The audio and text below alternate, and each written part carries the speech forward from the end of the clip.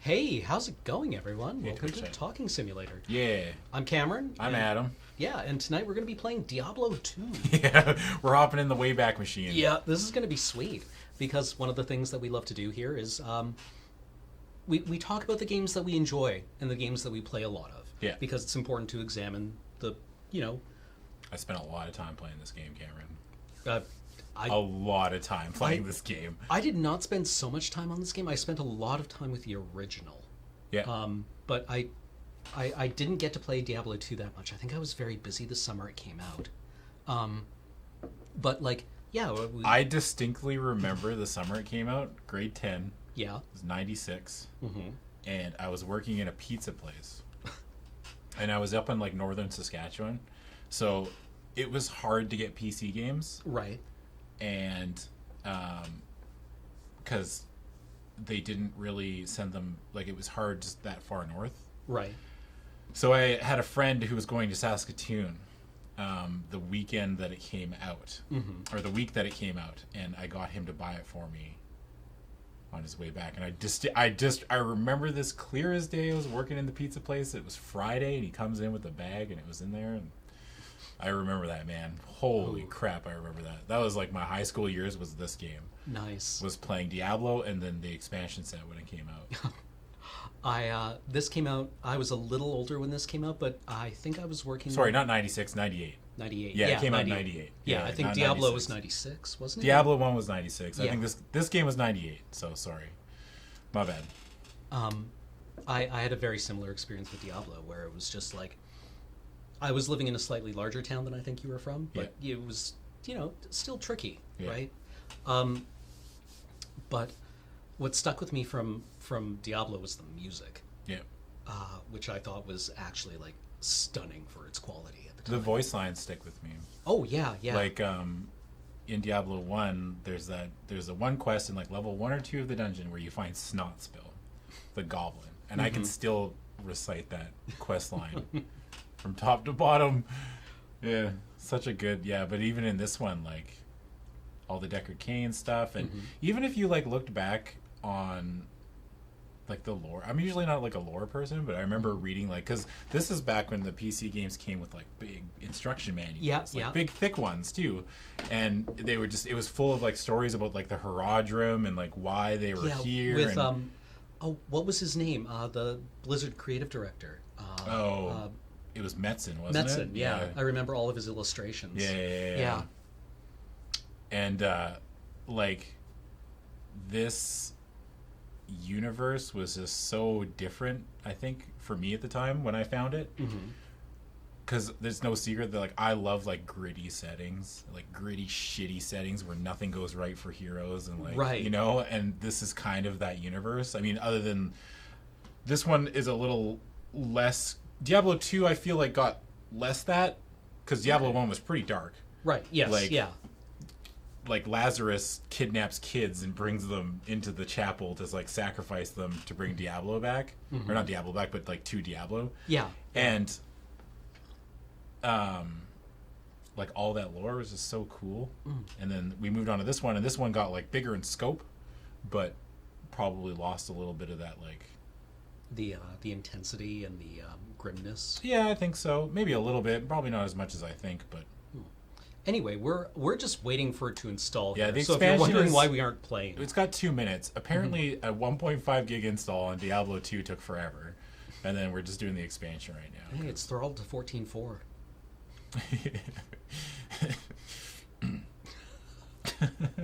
Maybe 28.8. Yeah. If we're good. Yeah, If we're if good this we're year. good.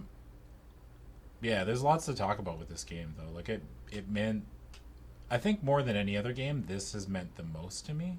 Okay. As far as being, identifying as a gamer, as a person who loves video games. Yes. This is definitely the one, right? Like this is the game that made me realize that as much as I loved video games before then, and there's a lot of reasons why I love it so much, and obviously I'll get into that, but it's more reasons than just the game, you know? Okay. Like just the game itself. Like it's just like, it was I don't know, man. It's hard to explain. It's No, hard I to mean, yeah, it's- articulate like when something. I guess I never really thought about it, that how much this game means to me. Like as far as the time in my life where it came in, like especially during high school, where you're still trying to like. You are still that high school feels very much like you are a baby horse. Okay. Like just being born, right? Right. And when they crawl out and they're just like Wobbly. yeah, and they're wobbly and they're not really sure. I mean, they stand pretty quickly, Mm-hmm. but they're just that's how it felt as far as like how I was. And this game just it made me friends that I'll have for life and stuff like that too. Okay. Where's that's the Diablo 1 installer. Did that work? Looks Let's like find it. out. Oh yeah, this is gonna Wow. be good. Yeah.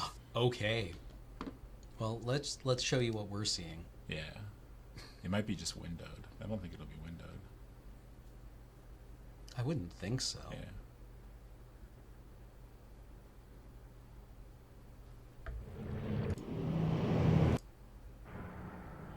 Oh, and as always on Talking Sim, this is a 100% spoiled stream. I don't really think spoilers for Diablo 2 are a big deal. I remember actually I haven't watched this in a hot minute. All right. So basically at the end of Diablo 1, the hero, the person that you are, takes the soul stone that Diablo is trapped in Yep. and jams it into his own head.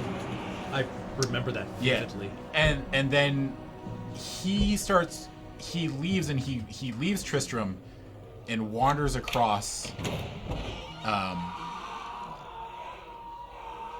the East, world, and right. Deckard Cain is basically saying like, hey, we have to find this dude. Mm-hmm.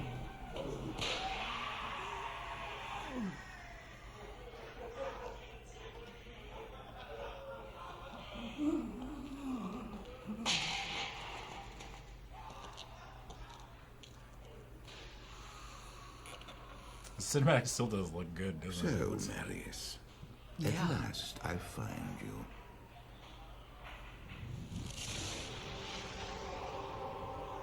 Tyrael, yes. Yes, now I recognize you. I should have known you'd travel in disguise.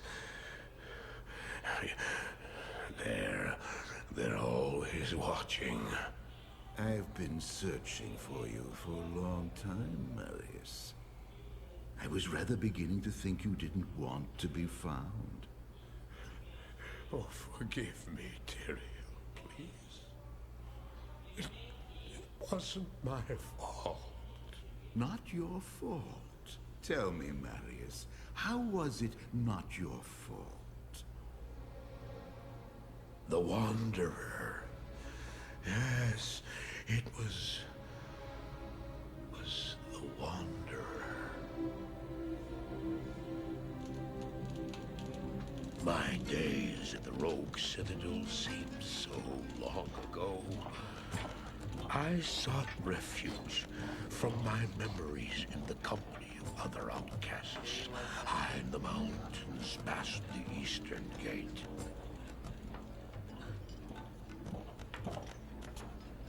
Do you want something?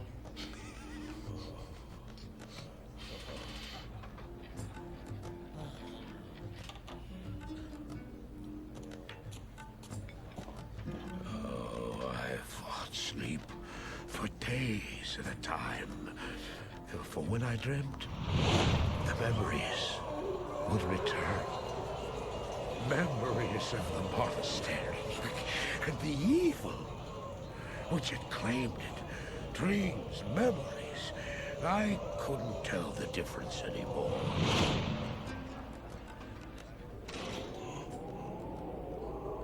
Me, this Yeah. edible ain't shit 2 hours later. Yeah, me when the 3 edibles I've had over 2 hours all just like Come crashing Yeah. in. Oh, I've been there.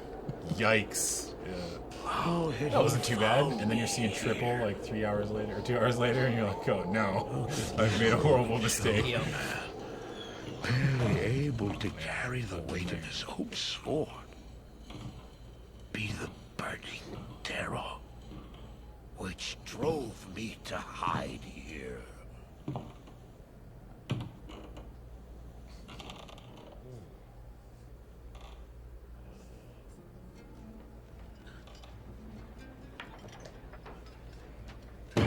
Blizzard sound editing is always so good. Yeah. Like that's their strongest point. I feel like world building is pretty high up there, but Of his own. Well, like the cinematic is, you know, the faces haven't aged terribly well, but the sound, Yeah. right, and the staging of it is still really strong. yeah. He was losing.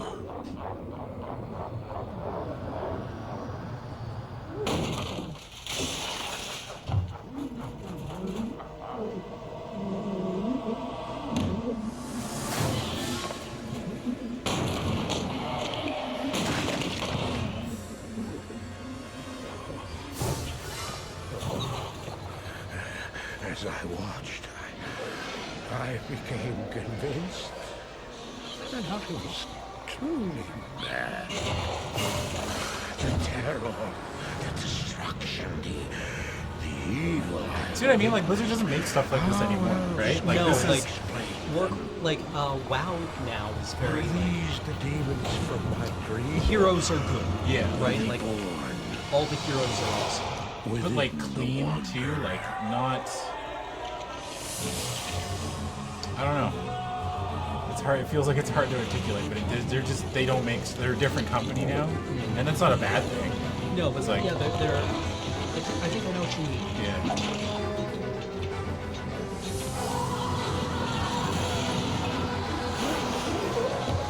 Yeah, like Blizzard doesn't. Yeah, Blizzard doesn't make stuff like this anymore. People getting stabbed.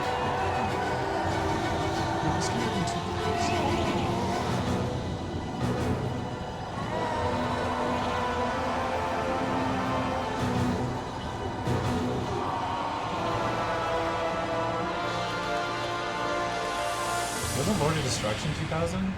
Original Diablo 2 was 98. I remember being in grade 10. I was in 98. Yeah. But that was 98. Yeah.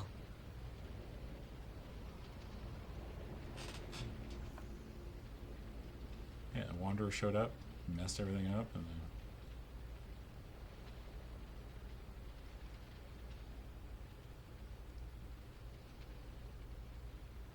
Diablo 2 was 2000?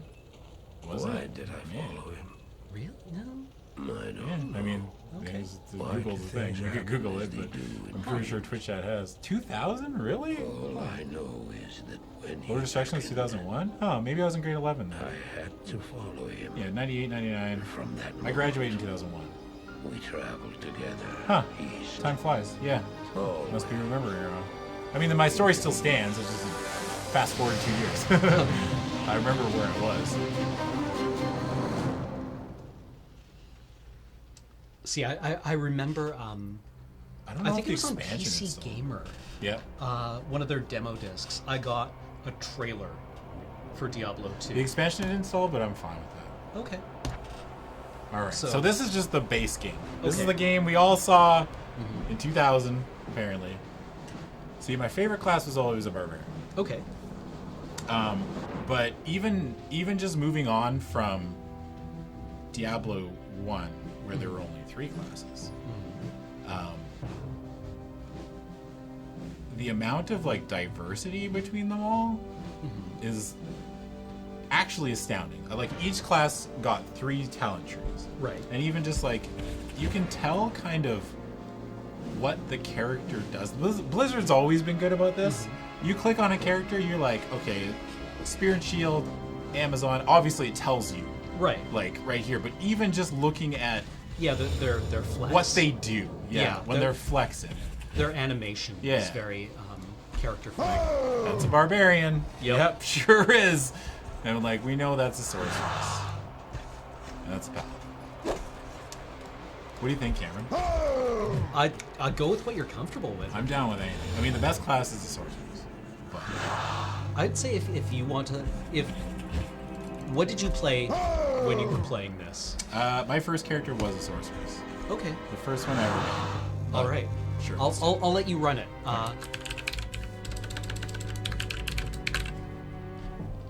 Okay. hardcore. No. What if I die? Also, is this the origin of Blizzard's like fire magic, ice magic, frost, or because I remember the sorceress, didn't she have like her 3 talent trees were the 3 different schools of magic, right? Yes. Yeah. Yeah. This is like a traditional, like a very like fantasy, like, hey, this is what a wizard does, and they have fire magic and ice magic, Right. And then lightning. and lightning. Right. Yeah.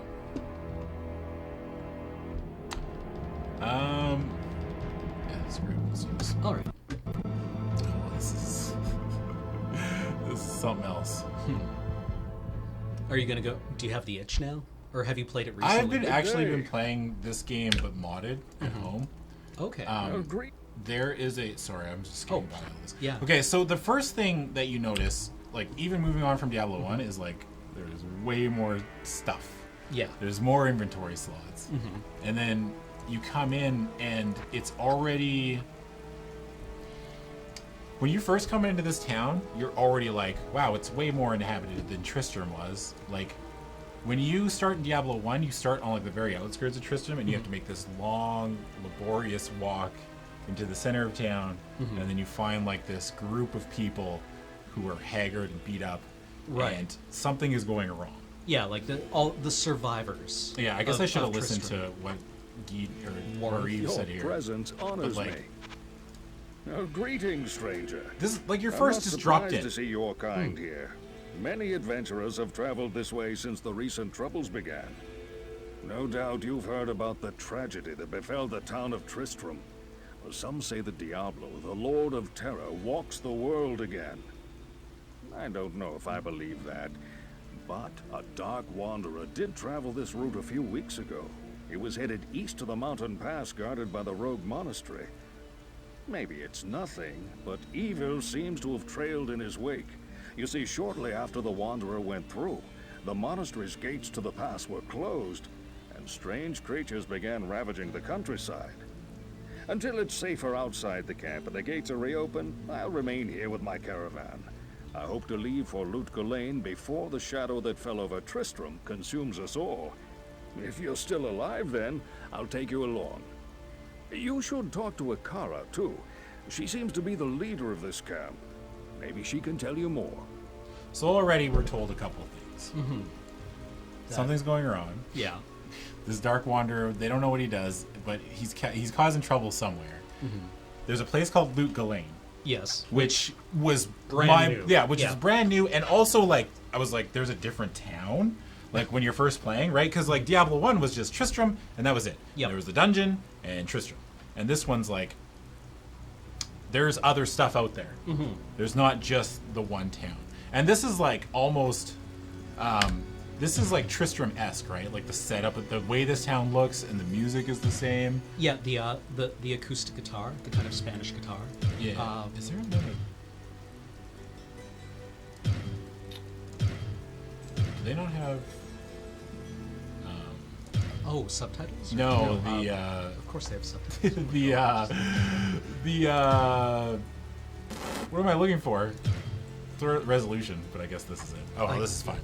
So, yeah, you can already notice that the game moves faster. That's like the biggest thing. I was like, wow, you can run, because like that's how it felt. Yep. And also the movement is much more like omnidirectional, the word I'm looking for. Like it's 8-way, right? Like instead of just moving on a grid. Yeah. Well, like, So like we're told that Akara is who we have to talk to. Greetings, young sorceress. It is good to see more of your kind at work in the world these dark days. In my opinion, the world needs more women to fight against the Great Shadow.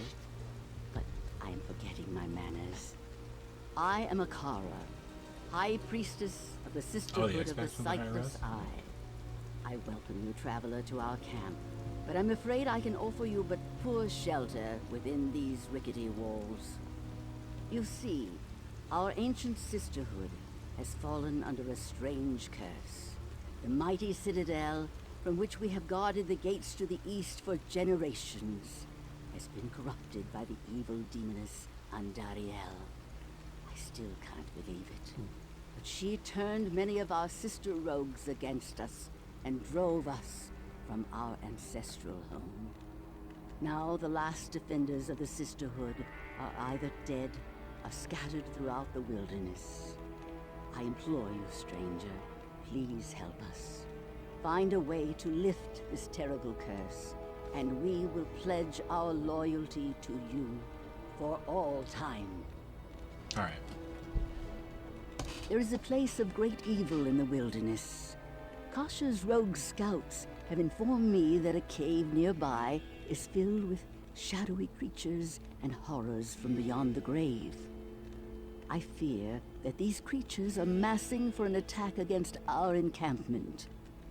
If you are sincere about helping us, find the dark labyrinth and destroy the foul beasts. May the Great Eye watch over you. It's interesting how modern this game feels. Yeah. Right? How playable it remains. Yeah. So, first of all, you notice there's a quest log. Yep. Yeah. Yeah. Which was like, whoa. Yeah. Like, actually, it tells me what to do. Like, I understand that Blizzard's MO is obviously, they never reinvent the wheel, but they take an idea and streamline it so hard that anyone can play it. Yeah. But it also has like this immense depth to it, which is like, this is like the home run example. Okay. Especially with the expansion, because in the expansion, they added, they do have these in this version. I don't remember this originally. There is synergies. So as you put points and skills, you can see like down the bottom, Fireball receives bonuses from Firebolt. Right. So 14% fire damage per level. So every point I put in Firebolt actually increases fireballs, and it just like such a Blizzard way of making like earlier spells relevant. Because it's like usually you just want to max whatever the biggest skill you have is. Yep, and then that's just it. spam that. Yeah. Right. But this is like, but those points are still going to work, even in the lower level abilities. Like Blizzard's talent for allowing anyone to just kind of like wander in and then just get sucked in, not just story-wise, but mechanically. Yeah. Right, where you wind up Evil very beware. early in the game wanting to grind out good loot. Yeah. Right, for a build that you're developing. Yeah. And that you can grasp intuitively. Yeah. Will be entertaining. Buttons are different on this. That's fine. We can probably turn off perspective, actually. There we go.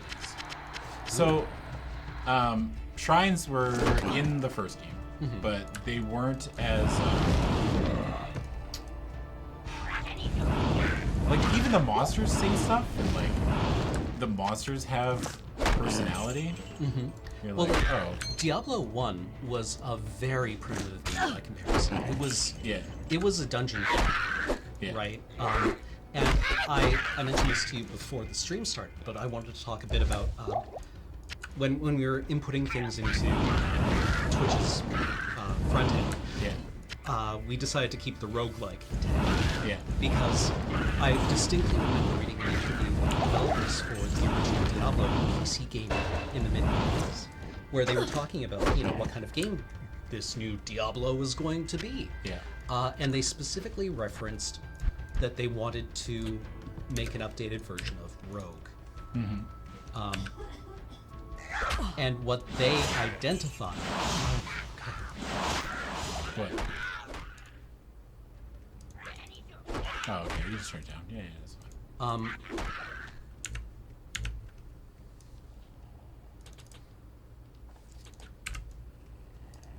Roguelike?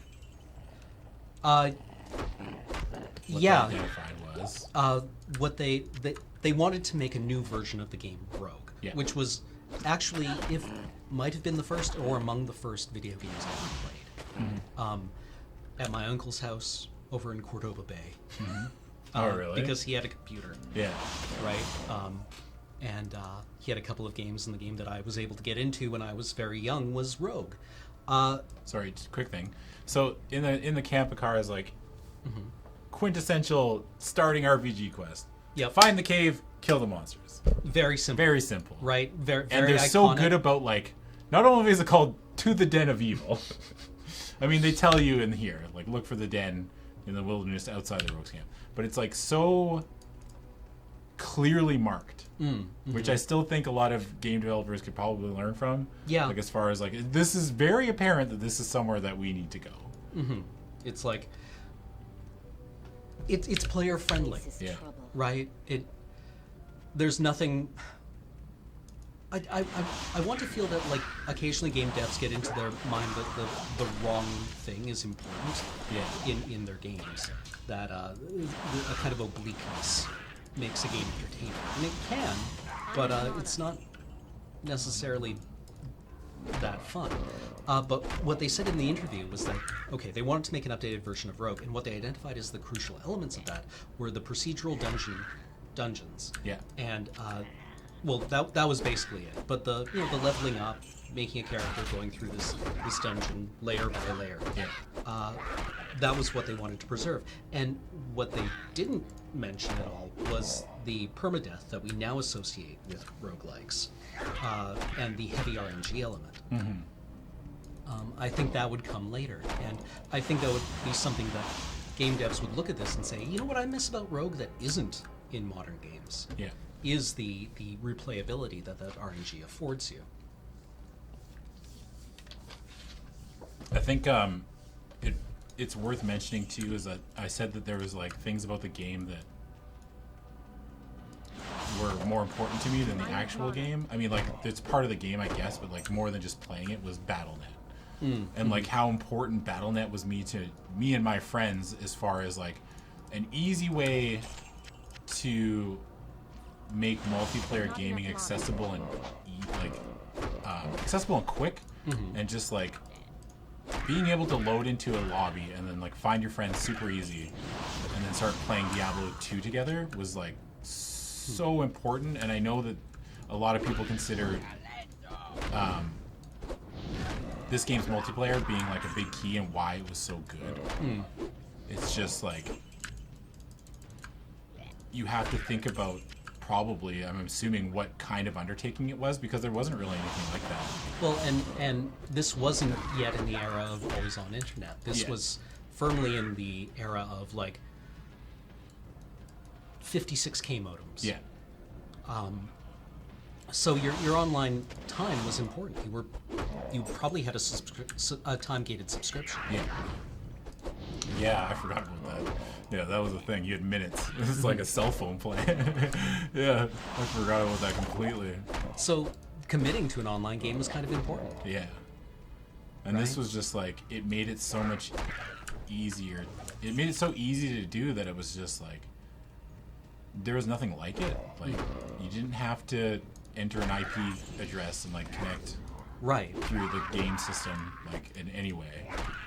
And then you had this whole world that was just so much different. Like, even like, champion packs I need mana. are, like, a new thing. Like, where there will be a special champion with, like, mods. A named named Right. mod, but it would have, like, little homeboys, like these little minions, which are a little bit tougher than, like, your normal mods. And even the enemies that we're seeing, and, like, we're used to seeing zombies, like, people who played Diablo 1 are so used to seeing just zombies and imps and, like, the little guys. And then all of a sudden we're, like, the Wendigo shows up and you're like, whoa, that's different. That's big and weird, and I'm not sure if I like it, but It definitely adds more character to the world. yeah. Right, and it kind of tells you that maybe you're in a different area, right, or a notably different part of the world. Yeah. Than the first game. Yeah, it's like, this is, I mean, they've already mentioned, like, mountain passes and stuff like that, right? So you know that it's not out of place to see a Wendigo. You know, like, oh, people just, you see that and you're just, like, or a Sasquatch, and you're just like, oh, okay, well, it's a mountain, so Yeah, that makes sense. it makes sense. It's like it's a mountain pass, right? Also, another thing that I really like about the map is that it shows you things that are slightly outside of your line of sight, maybe, right? Like, I remember this from the game, or remember this from when I played it, which was again another very player-friendly thing was that I didn't need to travel to every corner Yeah. to find the edges of the dungeon. Yeah. It's like if you just see here, like you can still kind of like, even if like my light radius, which is this little circle right here, doesn't quite reach it, I can still kind of see that part of the map and things that show up on it, right? Like, oh, look at that. And then they even show you when the quest is over. Yeah. When the quest is over, like rays of light shine in. So you're like, oh, okay.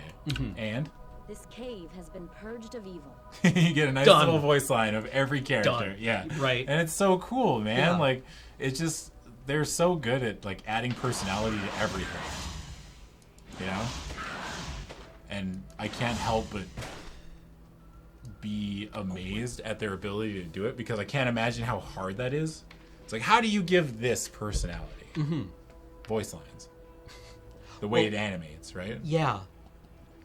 You have so few channels, right, to communicate your world, right? The resolution's low. Every kind of megabyte matters, right? You've got 640 megabytes for your game. Yeah.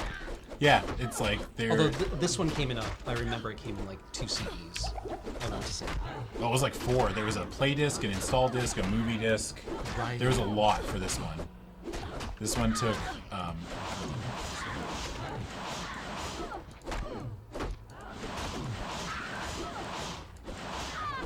Take that, you bully. And even like, this is so much more... everything's faster. Right? Well, yeah, Like, all the monsters move faster, so it's like you can be overwhelmed pretty quickly. Hey, Boots, they might have move speed. Julie, my partner Julie, Yeah. comes back to play Diablo 2 a lot. Yeah. And she... A big thing, waypoints. Yeah, so you didn't need a scroll of town portal? Oh, no, just waypoints to be going... Well, I guess there's like... These waypoints were better. Like, there's more of them. The acts are bigger. Obviously, like, there's waypoints. There was not waypoints, but dungeon entrances in Diablo 1. Where it's like, you could skip to level 12 of the dungeon, but Right. you couldn't go to a specific area. Okay, right. And this was like, wow, I can go right back to the camp with just a click? Like, that's amazing. Like, look at the... Just, if you think about that, and just, like, how it puts the player back in the action, like, immediately, it's pretty impressive. Yeah, And yeah. something you take for granted. I don't even think about it when I'm playing. I'm like, okay, it's a waypoint, I can go right back. Yes, yeah. Yeah. Like, the fast travel makes the game accessible. Yeah. Again, it it really strikes me that Blizzard asked a lot of good questions about the way these games worked and found solutions to them, right? Like, why don't we just let the players teleport around, right? Well, what happens if they don't? Well, they have to go through all the trash mobs again, Yeah. right? And that's boring, right? And tedious. What if we got rid of that tedium? What if we got rid of that tedium? Can't remember if I want to put points in. I think 1 point more, so we get early on. Like we save. This is the era where you save points. Although I think I'm falling into the trap here of giving this, or making this game, thinking of this game as being much more primitive than it actually is. It's not. It's not that primitive. The no, more you it's- play it, like, you're just like, wow, this game is... My rose. Well, like, what else had come out around this time? Half-Life 2, or Half-Life had been out for a couple of years. Oh, by I now. can't reset stat points? Oh, okay, never mind. This is fine. Then I Oh, can okay. just jam points into whatever I want. But when did EverQuest come out? Oh, 1999. really? Yep, EverQuest came out the year before this, so online gaming was actually in the full swing of things. Is that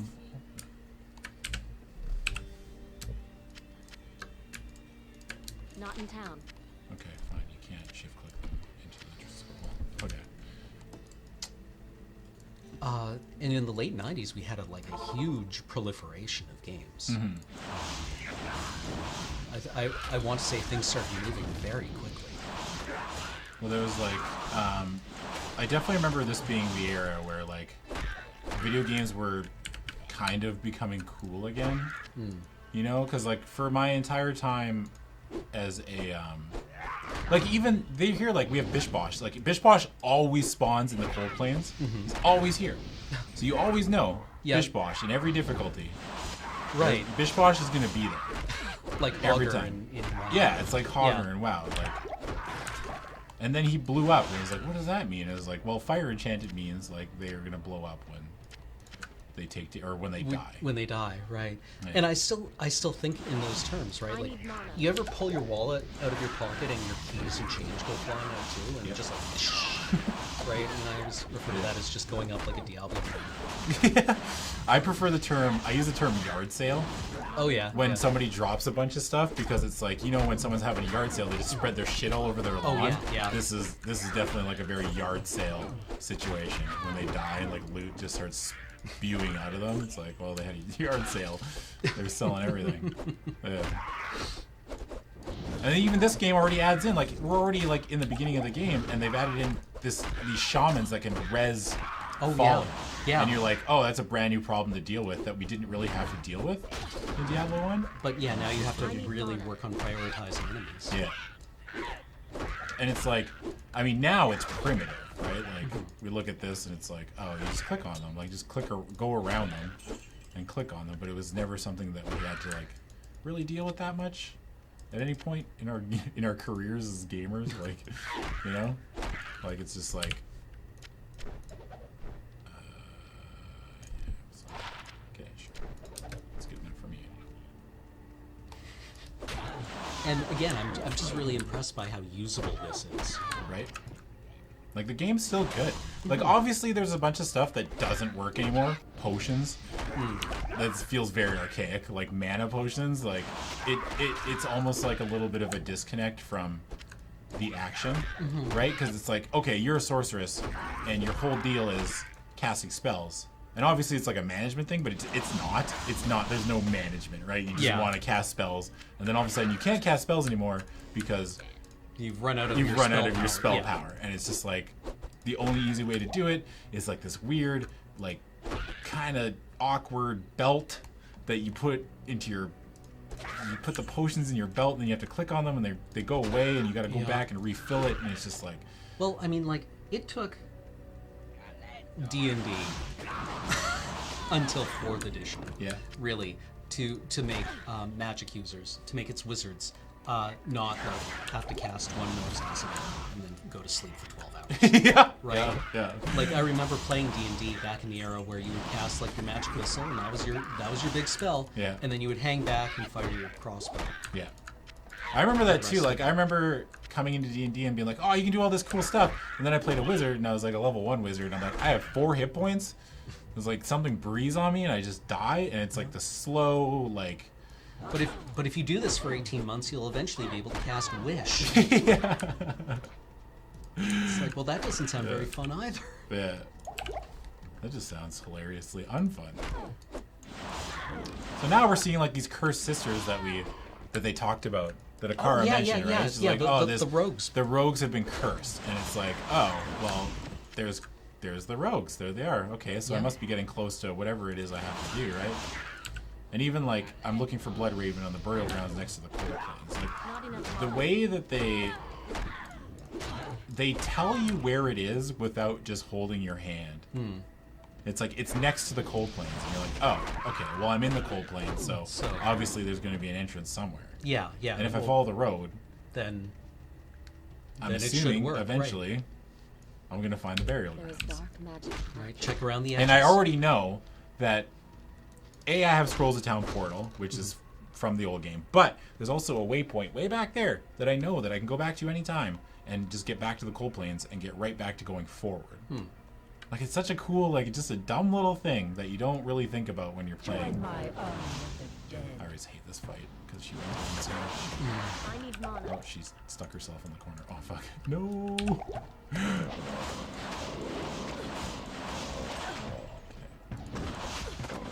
Sit, hold in for a long while. 'Cause this is Not enough mana. Yeah. Oh, I remember these kinds of fights where you would be like, click, click, click, healing potion, click, click, click, click. And also, you like because your attack rating is so low, like you can't hit her. Okay, we're gonna go get some. Of these. I have some in my thing, but whatever. What? Yeah, like in modern games, they kind of all converged on basically showing you how much damage you're doing, Yeah, right? Like giving you numbers. yeah.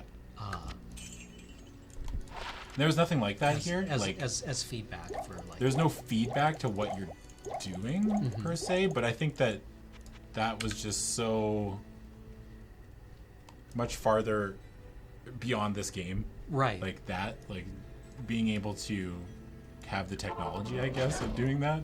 Well, I mean, right? like, it was something that Final Fantasy was doing, I Yeah. think, but like in this exact context, it was probably something that they hadn't really decided to borrow yet. She hit so hard.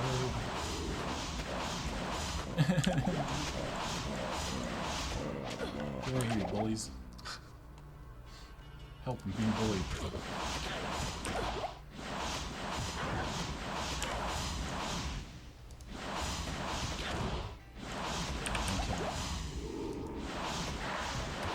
Not enough time.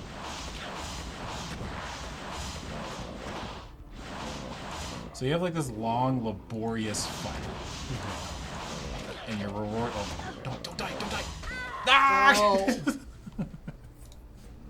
So what are the consequences for death? For death. Okay, so you die. And you're like, all my shit's gone. I'm like, where do I find my shit? And it's like, okay, well, maybe I'll go back to where I died, I guess? Question mark? Right, because you would be able to. Yeah. Yeah. And you're like, I guess I have to go back there. Well, I'm going to go back to where I died anyway because that's where I died, and I want to kill the monster that killed me, right? Right, right. Like, that Presumably makes you sense. died there for a reason. Yeah. That usually makes sense. So, but yeah, when you die, you have to get your body back. I don't think I'll have to do it all over again. She might have full healed, which would be awkward. I don't have a potion. Should have sold those strengthening potions. It's going to be a long walk.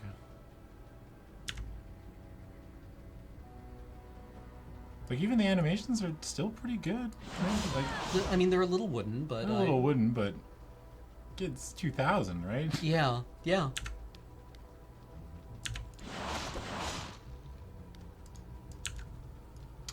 Do, do, do, do, do, do, do. Alright, so there's talking Sim. Join my army of Oh, she didn't heal.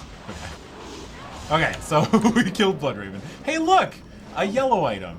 Ooh. But, like, you know, like, we're rewarded with this cool, like, Yeah. lightning animation. Like, that never happened in the first game. You're like, whoa, that's so cool.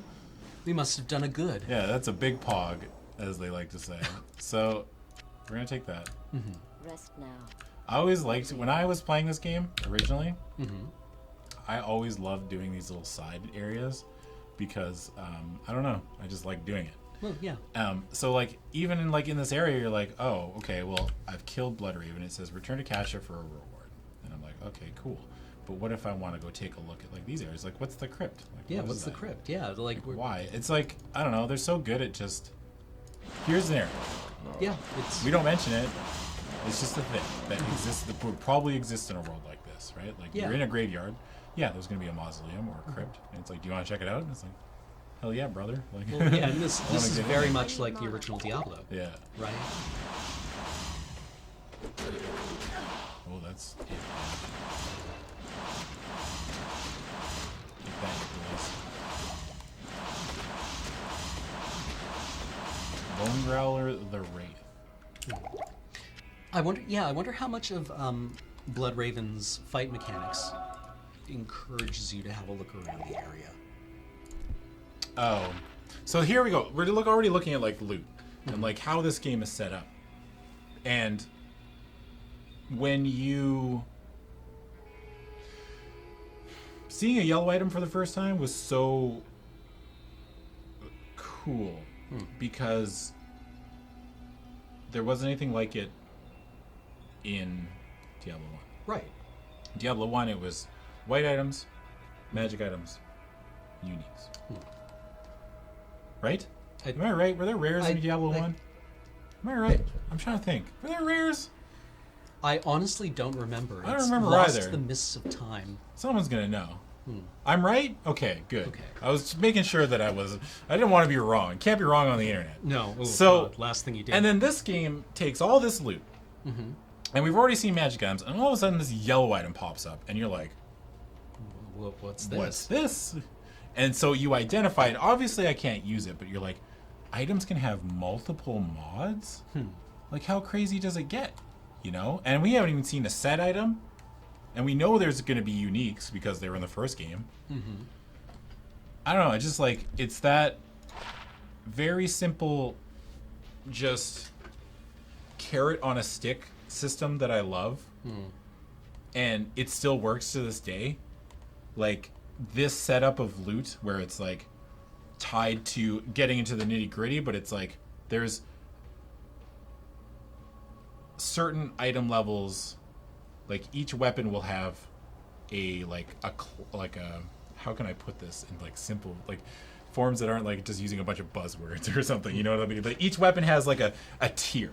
Okay. And like once it reaches a certain tier, it can have better mods on it. Okay. Right? Okay. And that's how they just keep dangling the carrot right in front of players, because you're like, oh, well, if I find a better axe, it can have better mods. And it's like, yeah, that could be 100% enhanced damage with 60 attack rating. Like, you can see kind of, and like mana and life stolen per hit. Like, that's cool. That's cool, man. Like, I could just leech mana back. I never have to run out.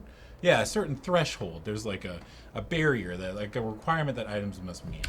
And I don't know. I just like that stuff like that about loot. Just always, I've always loved that part of it. Is the randomness can get frustrating for a lot of people, but that's part of it that makes it so appealing to me.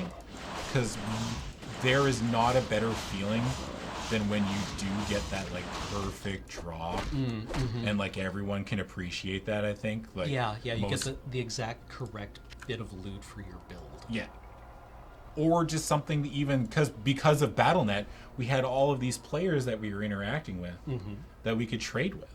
They even put it in the game, like you can trade with other players in game. You open up a little window, and you each put the items, and then you click trade, and that's it. Right. And so it's like, not only that, but it just opens up all these possibilities to where you are not tied to just by what you find. And there's an easy way to do it, which again is Blizzard's MO, right? Like they take a concept, they streamline it, right? They make it accessible, and then that's it. Yeah. They just like, they refine it, make it fun to play. And I don't think anybody can really argue that. Like look at this guy. Like, you'll click on him and you're just like, what the fuck? Undead, extra strong, magic resistant? Like, how crazy does this get? Yeah. There's like just a mountain stuff. Yes. Hey, look, another yellow. Say we're like, oh man, this game's rad. Like, we're finding all this stuff, and it's like, inventory sucks. It's like, yeah, it sure does. We don't have any identify scrolls, but we can do that. So yeah, the inventory, not great. But everything else, pretty great. Inventory, potions suck. I'm trying to think about any of that. I don't know, I like it when games do stuff like this, where it's like, this area isn't necessary to anything. No, yeah, there's no plot here. Yeah, it's just there, and especially in a game like this, an action RPG, which is admittedly like my favorite genre. There's like all this stuff to click on, and loot pops out, and it's yard sailing everywhere, and you're just like, this is great. You're constantly like kind of it's like it fires that synapse in your brain where you're like, ooh, the reward synapse. Yeah, right? Like it gives you, oh, look at this boy. I was like, what is that?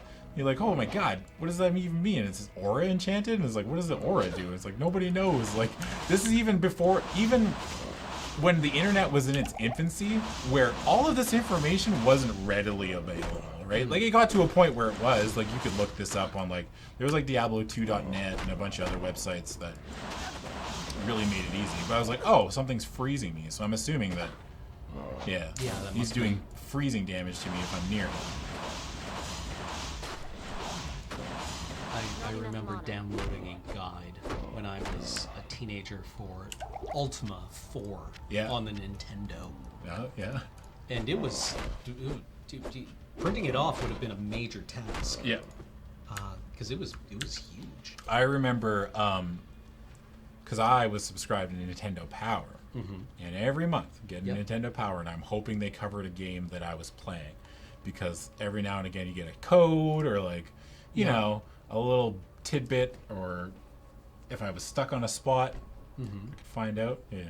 Yeah. Pre-internet, And, man. and then they also did the guides for certain games, like Yeah. the I forget what they were We're even one of called, them but I also. remember the prized one was the Final Fantasy Yeah. guide. It just shows you like which enemies spawn and like loot you might have missed. And then they would have the maps of areas that were stitched together out of screenshots. Yeah. So you would see in the middle of each one of the map squares the character, the player character. Yeah.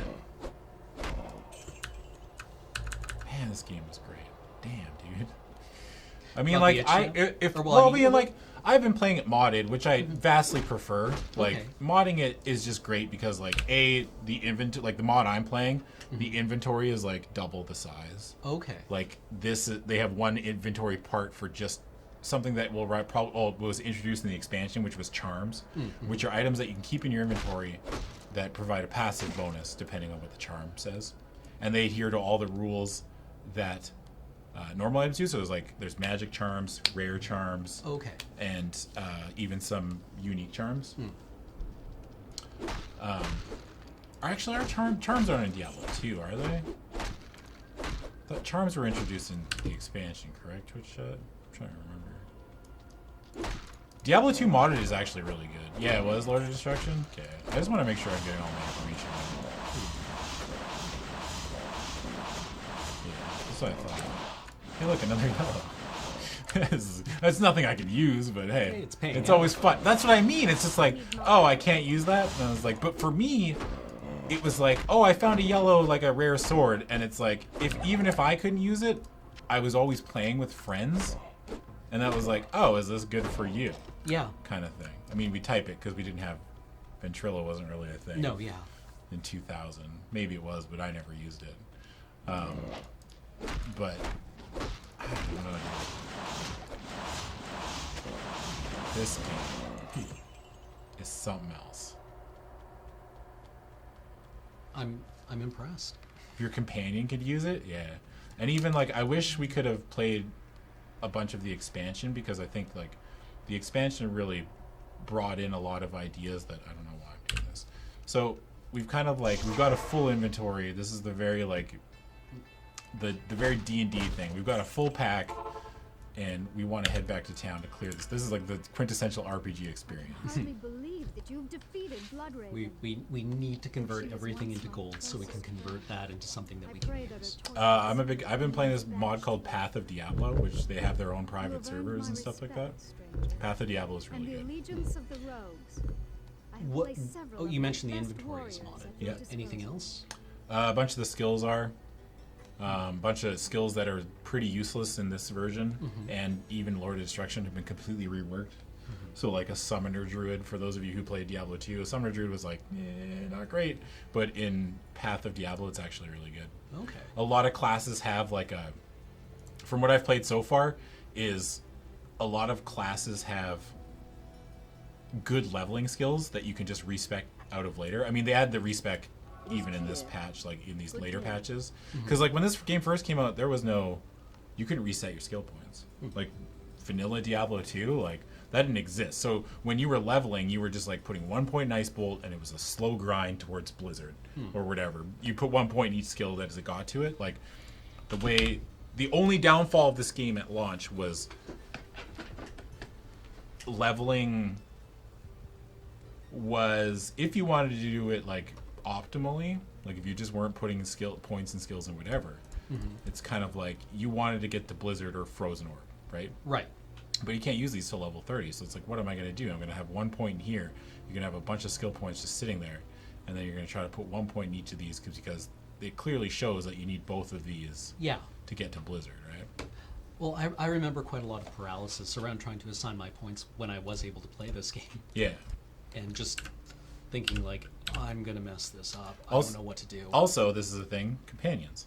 Yeah, I was going to ask. We Yeah. have Apaya now. Yeah. Is that not the companion button? What's the companion button? Isn't O a companion button?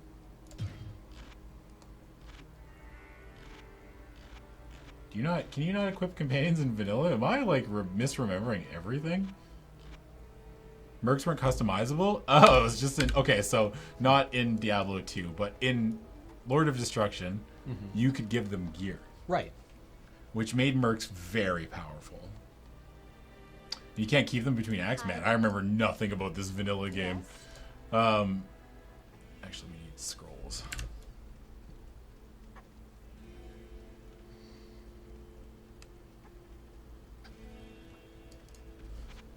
Yeah, there's something to be said about just like... Alright. See, it's like, oh, there's a lot of cool mods that I can't really use. Yeah. I don't really want to... Oh, I guess I'm not using Firebolt, so we can just sell that. We're not going to use that. We don't have the strength for that. That's fine. We can get rid of that. But yeah, I imagine there was a when mercs became customizable, customizable. A factor in that was like, well, what about all the stuff that's not for your build, Yeah. right? Or all the stuff that your character can't use, Yeah. right? Because naturally you'd want a character that kind of, or a merc that complements you, right?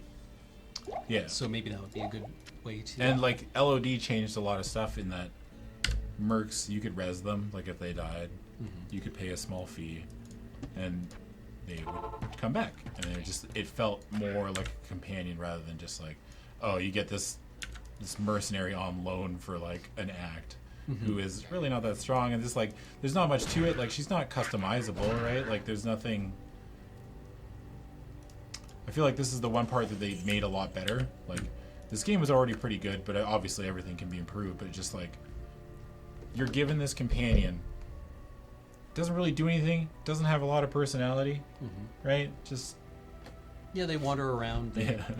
They You know, also click on things. they also click on things, but it's just like doesn't really add anything to the experience. Not particularly. So yeah, a good place to add some depth. Yeah, and it's just like it added a new facet. That's why I love Diablo 2, but I mean like the expansion made the game. I don't want to say perfect, but I think it's pretty close to as far as like the way a game can be. Like near the end, like the way the game is now. Obviously, like inventory space and everything, there's still some real clunky stuff. But for a game that was made in 2000, and just like for all of the stuff that Diablo 2 influenced, like you can't deny the fact that this game. I mean, there's a reason they call it a Diablo clone. Like, Yeah. you know what I mean? Like, games, there was so many of these games. I mean, you don't have to call it perfect. I'll call it perfect, but... I mean, I don't think that... I don't think, like, oh, if you don't think it's perfect, then fight me. Like, it's not like that. It's just like... I don't know. I think the game's pretty close to being perfect. As far as, like, what you want out of an action RPG. I mean, like, what do we consider perfect? Yeah. Right? Like, it's all personal, right? yeah. But see now we're seeing like these weird little like flying, and now there's goatmen. Yeah, and it's like we goatmen remember and- goatmen from the first game, but now we're starting to see them, and I was like, "Whoa, what is this? Like, there's stuff showing up on a map that I've never seen before." Oh, that hurt. Oh, I might be dead. Yikes!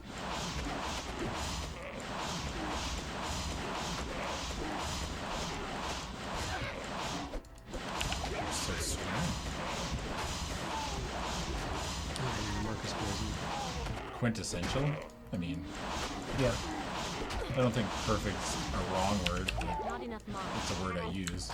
Yeah. You know? I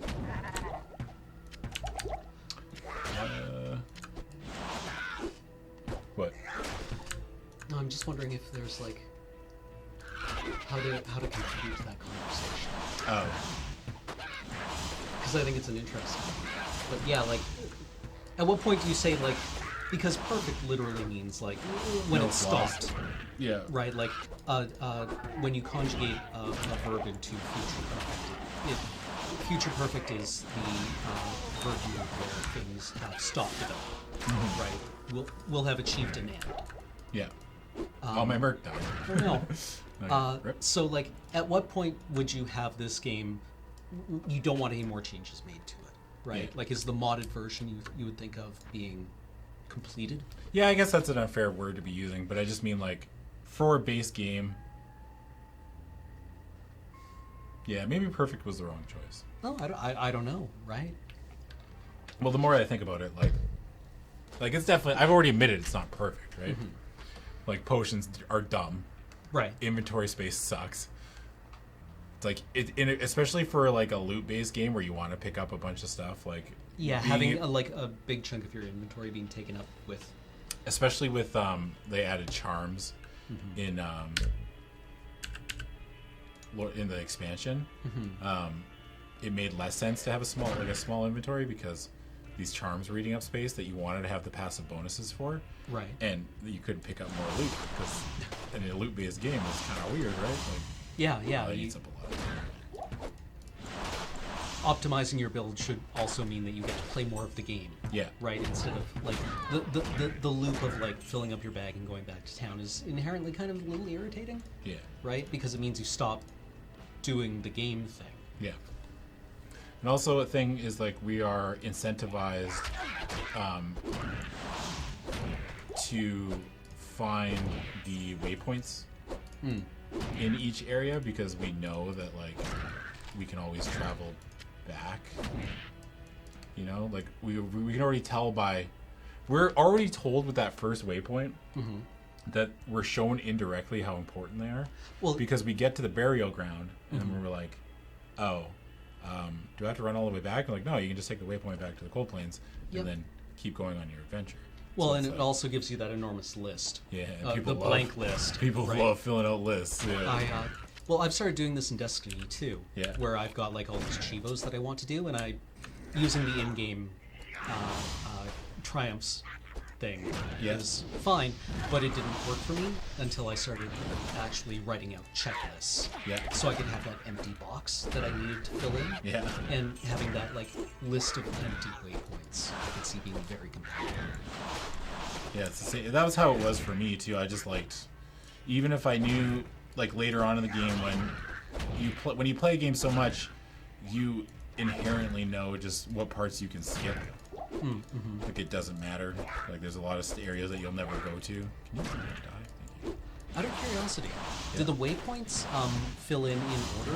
Like if you so if you sequence break, you'll get a waypoint filled in far down. Oh, the list. Yeah. Like if I skip a waypoint, it'll just be blank. Like and I'll know that like, and I'll not only that, but like, I guess the waypoint list shows which areas you're gonna go to, right? Like if you go look at this waypoint, they tell you. They're like, these are all the areas you're gonna go to. Okay. So Stonyfield, Darkwood, you know exactly where every waypoint is. So when you get to that area, you're like, I saw that name on the waypoint list, so I can definitely you hunt around here, right? Cameron does have nice handwriting. Oh, He's worked very hard at it. My teachers worked very hard. I just had to repeat things an awful lot until I got it right, I guess. Oh, it's like anything, right? Yep. As it turns out, I was one of the last classes to be taught handwriting like that. Oh, really? Yeah. Like in high school or in elementary school? Elementary school, like from grade 1. I remember learning like doing cursive in like elementary school and stuff. They kind of just fell off once we got to high school. Even like junior high, I guess, like they never really, cursive wasn't a thing. I think because I was also just old enough that we didn't have easy access to like computers. Like our computer lab was definitely there, but you didn't write your book reports. Also, a thing that transferred over was these like just random tomes. Because you remember, you remember Diablo, you would find Halls of the Blind. One of the classic quests from Diablo 1. I still want to try to remember the thing. It's like I cannot seek, or I cannot see, I cannot speak. I can't remember how it goes, but yeah, the Halls of the Blind was a little riddle. I just remember the tome detailing the Sin War. Yeah, and stuff like that's kind of in this game, not to the extent of Diablo 1. There's a lot of these, like I think this is this the only one? Is this the only tome in the base game? I'm trying to remember every quest. Lan Essam's tome is the only. There's a quest in Act 3 where you kind of click on tomes like this. But and so it came to pass that the Countess, who once like this is very Diablo 1. Blood of 100 virgins, was buried alive. Yeah, like Blizzard doesn't make stuff like this anymore, right? When they're building the lore, like in Overwatch, they're not talking about the Countess who bathed in the blood of 100 virgins, right? No, it's very like it's very friendly. Yeah, it's very Avengers. Yeah. It's Well, like, yeah. it's like, you know. Is all that remains. And those movies are enjoyable, but Countess's you know, fortune was eventually they'll believed make to be one with a new divided plot among the someday. clergy, although some say Yeah. that more remains No, unfound. I'm being mean, but it's Look at this like thing killed itself on me. well.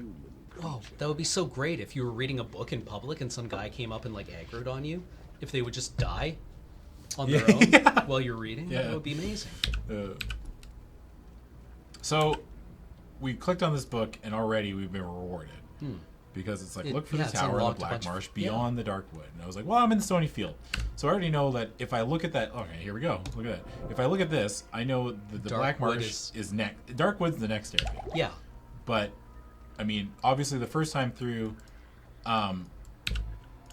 actually the game actually just straight up tells you.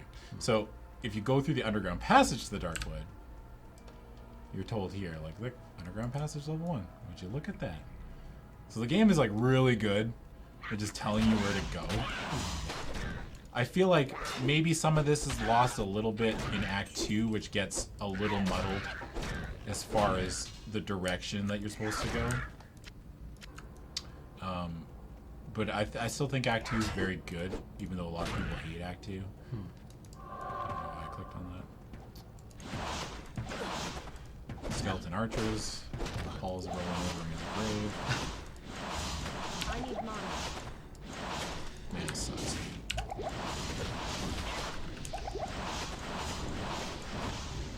This would be nice.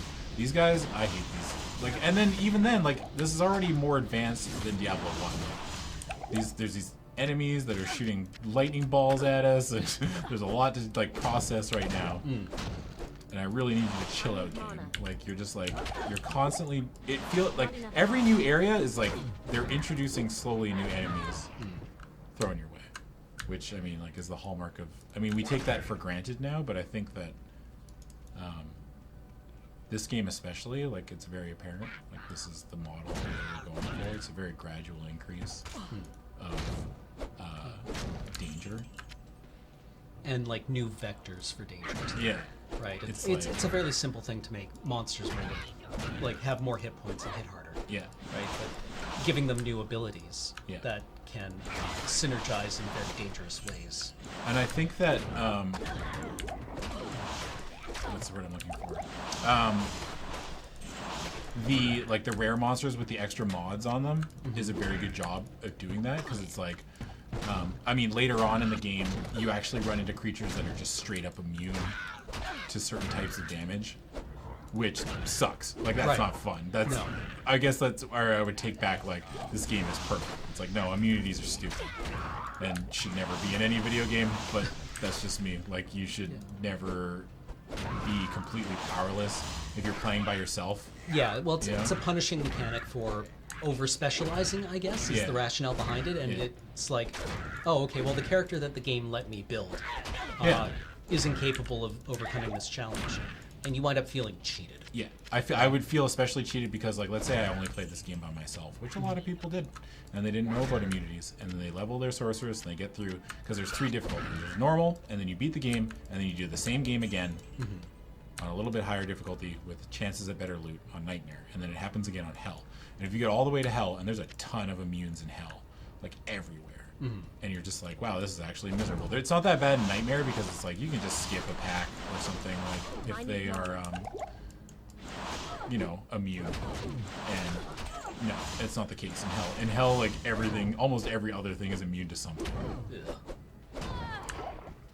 Yeah. I'm leaving a lot of stuff laying around. That's all. Yeah, maybe that's why it's Hell, right? I don't know. Yeah, maybe. It's very cute. Do that.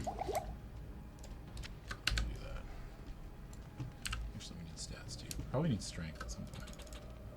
Are all the stats useful? No. No? Okay. This is a thing that they are, for all the praise I've given them for explanation and where like pushing the player in certain directions. Basically, the game boils down to enough strength for whatever the best armor is you want to wear. Okay. Which you don't know about because, like, if you're first time playing the game, they don't tell you any of this. Right. Dexterity is good, but only good if you are aiming to achieve the maximum block percentage for shields, which is 75%. And that number varies on the level of the monster that is fighting you. Okay. Even if you hover, like, they give you this information, but they don't explain it. Right? It says right here, average chance Vile Hunter will hit you, 41%. Well, it's like, obviously, if I increase my defense, they'll have a less chance to hit me, right? If you're running, you have a 100% chance to be hit. Oh. Yeah. I saw that go by in chat, and I was like, oh, okay, I should... They But don't tell you that. that's never communicated. They don't tell you that when you are running, you have a 100% chance to be hit. Oh. Well. Yeah. Vitality is obviously... like, as the game went on, Vitality is king. You get enough strength to wear your gear. If you want max block, you get enough dex for that. Rest goes in Vitality. Energy is almost never used. Energy is a useless stat. Really? Yeah. What does it govern? Mana. Huh. That's it. But don't you want a lot of that as a sorceress? Not with potions. I guess not. Not when there's an endless supply of recharging. Rechargeable, like, reasons. Obviously, they're awkward, and they're lame, and they suck, and they're not fun, but they're kind of... They're there, they're available. Yeah. And gear, also. Gear, you can get energy from gear or mana regen from gear, and that solves a lot of your problems. But for the most part, and then, like, obviously the better potions are a lot better. Like, you will use one potion, you'll probably get, like, another couple extra casts. Like, this is not a good example of, like, what it's like to be a sorceress. Like, mana becomes almost a non-issue. You stop kind of thinking about it at a certain point, and it's only because, like, your gear gets better. Also, this stuff is, like, not well explained. Obviously, like, your skin hardens, so, like, you can figure it out. Yeah. But it's like, oh, look, my defense doubled. Okay. So it's like average chance of cover, I'll hit you 28%. My chance to block hasn't changed. So obviously, I know from looking at that, oh, increasing my defense doesn't increase my chance to block, but they don't tell you what does. Right? That's poorly communicated. See, yeah, this reminds me a lot of the way Dark Souls worked. Yeah. Where it also didn't tell you. Yeah, they didn't tell you shit. And that came 10 years later. Or nearly 10 years later. Yeah. I wonder, that's interesting, though. That's like, has it been explained that's obviously an intentional design choice? Yeah, well, on the part of Dark Souls? Like, they're just like... I don't think of... See, my thing with playing video games is, like, normally I don't think about any of this stuff. Like, when I'm playing a video game, it's very mindless. Like, I'm just like, I don't think about design choices. I don't think about why I'm supposed to do a certain thing. I think about whether I like it or not. Okay. And it's like, do I think this is dumb? Yeah. Don't want to play this game anymore. But I don't think about, like, why. And now, I mean, this is probably the first time I've ever, like, looked at this game from, like, a, why did this happen? Or, like, why was this explained the way it was explained? The why questions are really hard to answer, right? Because then you need to, like, put yourself in the role of the developer and try to imagine, like, what the situation was like, in this case, 20 years ago, or nearly 20 years ago. And that's probably nearly an impossible task, right? Because even the developers probably don't know why they made certain decisions. Or at the time, why they made certain decisions. But it's fun, right? Because you can have kind of endless conversations about, like, how the decisions that were made, because everything that happens in these games is a result of a decision that somebody made. Yeah. How it impacted things. It's pretty crazy. Like,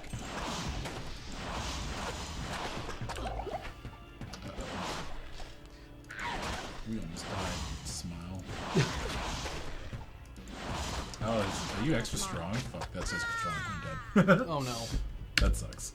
Alright, so we have to walk all the way back.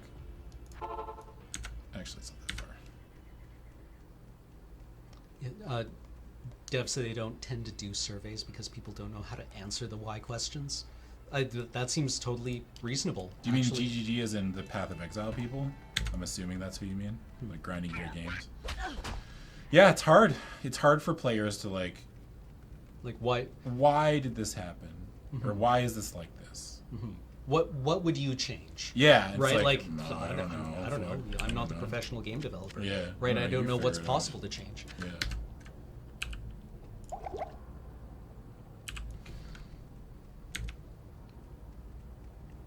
Yeah, death takes gold. You realize that too. At a certain point, you're just like, oh, okay. It's like that story about Mozart, right? It's like, the king has notes for you. It's like, I think it would be perfect if you just removed a couple of notes. It's like, oh, which ones? Right? Like the ultimately useless feedback. Yeah. All right, let's see if we can get back to it.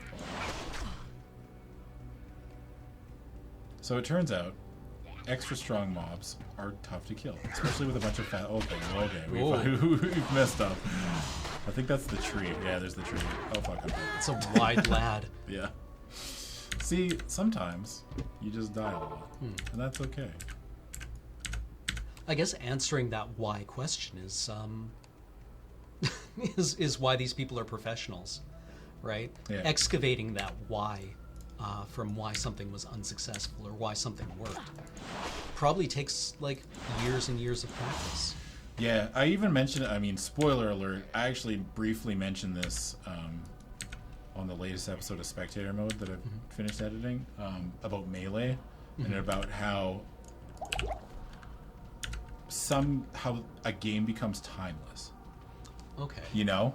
Like, how does it happen? Right, yeah. It's so weird, right? Like, people are still playing Smash Brothers Melee, Cam. If I came to you in 2001 when that game was released and said, Cameron, did you know that in 17 years, people are still going to be playing Smash Brothers Melee and competitively? There's going to be money on the line. Yeah, like, not only that, but they will have, like, your old CRT might be worth quite a lot to a Melee. Yeah. Hey, look, boots. We're finding a lot of rares today. Feels good, man. But it's just like, what makes this game timeless? You know?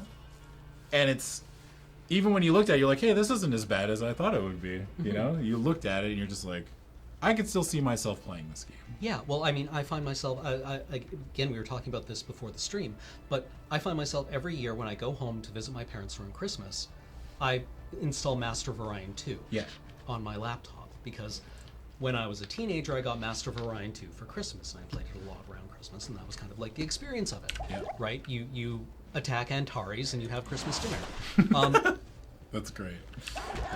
You load up a Titan with miniaturized phasers, like 400 of them, say.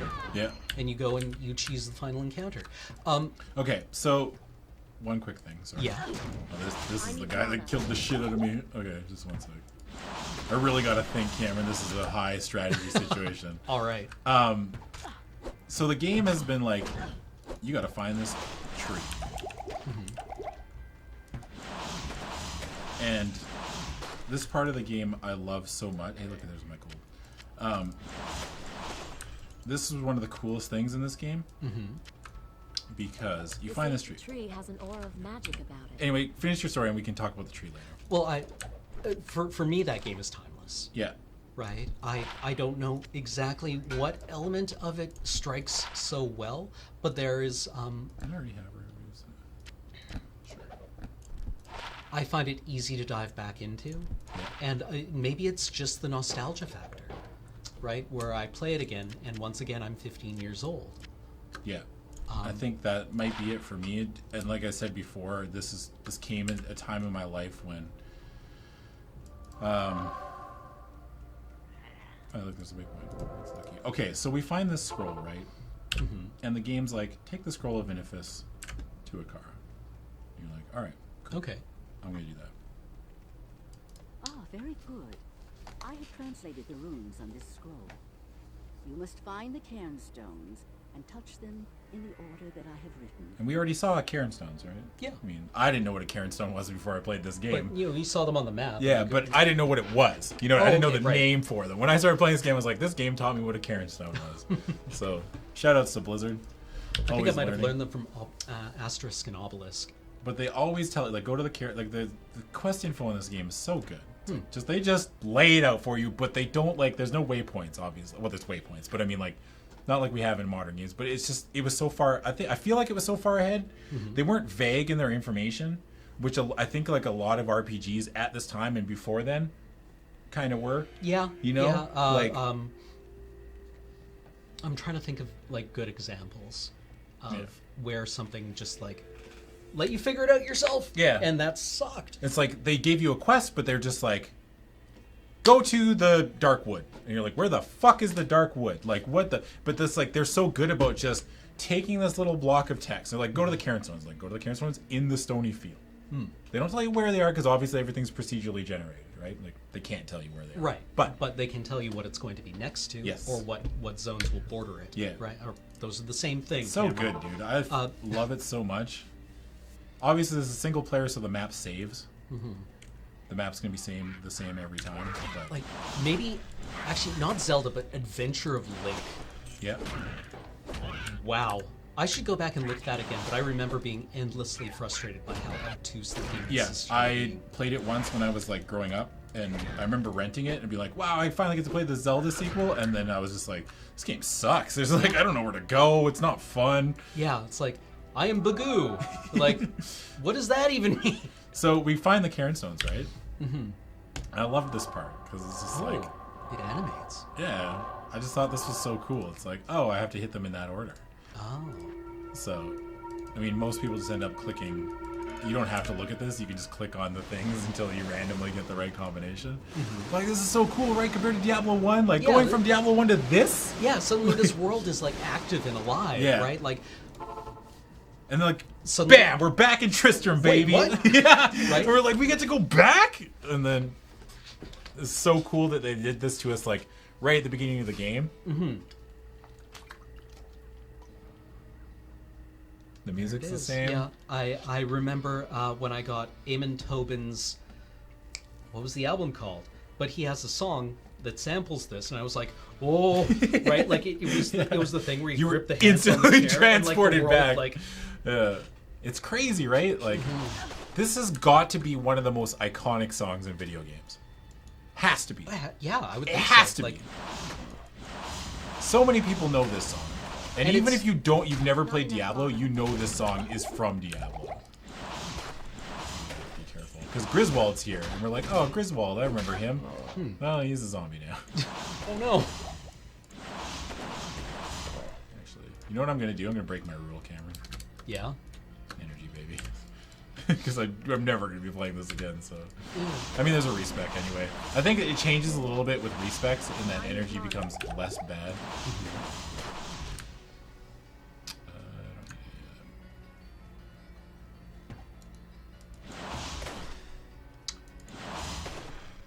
But yeah, it's like, oh, there's Griswold, and it's like, what about everybody else? Like, Yeah.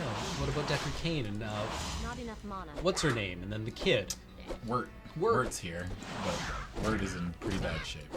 I can't remember the name of. Oh my god, what's the name of the witch lady? Yeah. My name is. I can picture her voice line and everything.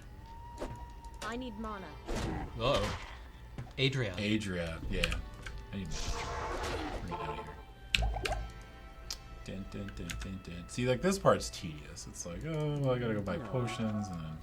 Well, like, I mean, I remember fighting Diablo in the original and having to, like, town portal in the middle and go and buy more pots. And Yeah. go back.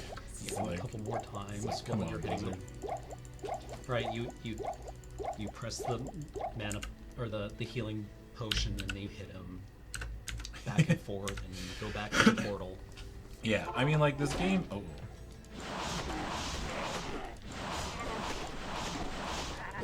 Not enough mana. Realism. Whoops. Whoa. I tapped out. Don't worry. We're okay, Twitch chat. Did it crash?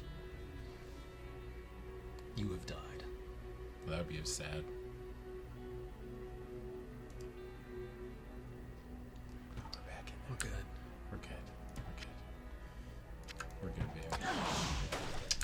Well, we can tell it's not a Bethesda game. Like, just your description of Yeah. trade windows I need makes me mana. think of, like, Fallout 76, Yeah. right? Dude, I will I try not to like say mean things about video games, but Fallout 76's UI is awful, horrendous, and I don't. It's like, You're like, how did this happen? I actually think the game's fine to play with friends. Everything I've heard from everyone whose opinions on games I respect have said it's a fun game. Hey, look, with some problems. Kane's Gibbet. No, hey Deckard. He usually says help. Say it, you coward. Like you could have used 6 more months, right? No, I know you can. I know you can shift click, but I had to buy extras because you can't shift click into your inventory. Which I know that you can. I've been doing it all stream. I know that you can shift click into equipping on the belt, but you can't shift click into buying them massively into your inventory. Put Deckard Cain in Smash? Oh my god, that would be the best. I would be a Deckard Cain main forever. Alright, so we found Deckard Cain. We're like, oh man, I remember this guy from the first game. Deckard Cain, get to the rogue camp. That's it. It's pretty, like, primitive now. But, Yeah. like, at the time, it was like, hell yeah, get out of here, Deckard, you're safe, buddy. Yeah, it's like, Kane's alive, right? Deckard's alive. He's in Heroes of the Storm. I can't remember the last time I played Heroes of the Storm. What was the name of his niece in Diablo 3? The one that... Man, yeah. The one who's so mean to him. Yeah. What's the name of the niece? Can't remember. It's slipping my mind. And then they try to make you care Leah. about her. Yeah. Not enough Yeah. mana. Then she becomes Diablo. Spoiler alert. Yeah. And you're like, oh, the person who was really mean to the, like, our mentor character is The best thing exploded. too is like all these characters that we found, except for Griswold, obviously, but the two other characters we find are in the same layout that they are in Tristram. Like Deckard Cain kind of hangs out in the middle near the fountain, you know, and his gibbet is in the middle near the fountain. Yeah. And then Griswold was... Griswold usually spawns like right about here, but he's usually like he was right here-ish. Obviously, the perspective is kind of more this way, I guess. You know? Yeah. Than you remember in Old Tristram. Because, Okay, yeah. But Wirt is still up here in the top right-hand corner. You're like, oh. Wirt's dead. And then you're given something called Wirt's Leg. And you're like, what does that even... What? Why did we think to want take Wirt's that? Leg? Yeah. And it's like, why does it have a socket? Why would I take Wirt's Leg? Obviously, this was the key to the cow level. Yeah. Right, yes. Wirt's Leg plus a Tome of Town portal in the Herodric Cube makes a portal to the town, or the cow level. Which doesn't exist. Yeah. Hey, lightning resist. I'll take it. Also, you know what the thing I love the most about action RPGs? Putting on gear and it showing up on your character. Yep. That's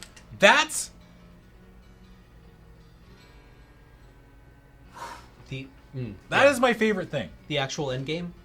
Yeah. Looking cool? Yeah. And it's not even looking cool. It's just like if I take off a pair of boots and the boots disappear on my character, the best. Okay. Man. Yeah. It's just little stuff like that. I love it. I love it. It's my favorite part. Okay. Yeah. I don't even have to look good. Like, I'll still wear gear that's, like, better. Right. I mean, Transmog has changed the game, right? Like, Transmog has completely changed the way that we approach RPGs. Because it's like, we can still wear the gear to make us help us progress in the game and look good. Like, that's a game changer. We never had that. Yeah. I'm trying to think of what my first experience was with a game doing that. It was WoW for me. Yeah. I think, wasn't WoW like one of the first games to actually do it with such a robust... Yeah, well, I guess I Could do nothing to prevent the disaster which devastated Tristram. It would appear that our greatest fears have come to pass. So yeah, so now Deckard Cain shows up and he's like, oh, BT dubs, the Wanderer, definitely the Diablo. As you know, some time ago, Diablo was slain beneath Tristram. And when our hero emerged, triumphant from the labyrinth beneath town, we held a grand celebration that lasted several days. Yet, as the weeks passed, our hero became increasingly aloof. He kept his distance from the rest of the townsfolk and seemed to lapse into a dark, brooding depression. Sometimes people get sad. Perhaps his Yeah, ordeal had he been was so coming down off. disturbing Hero's coming down that off a he massive simply high. could not put it Yeah. out of his mind. The hero seemed more tormented every passing day. I remember he awoke many times, screaming in the night, always something about the East. One day he simply left, and shortly thereafter Tristram was attacked by legions of foul demons. Many were slain, and the demons left me to die in that cursed cage. I believe now that Tristram's hero was that dark wanderer who passed this way. Increasingly before the aloof is a great way to monastery describe demon possession. Yeah, that's actually pretty funny. Yeah. Diablo has taken possession of the hero who sought to slay him. If true.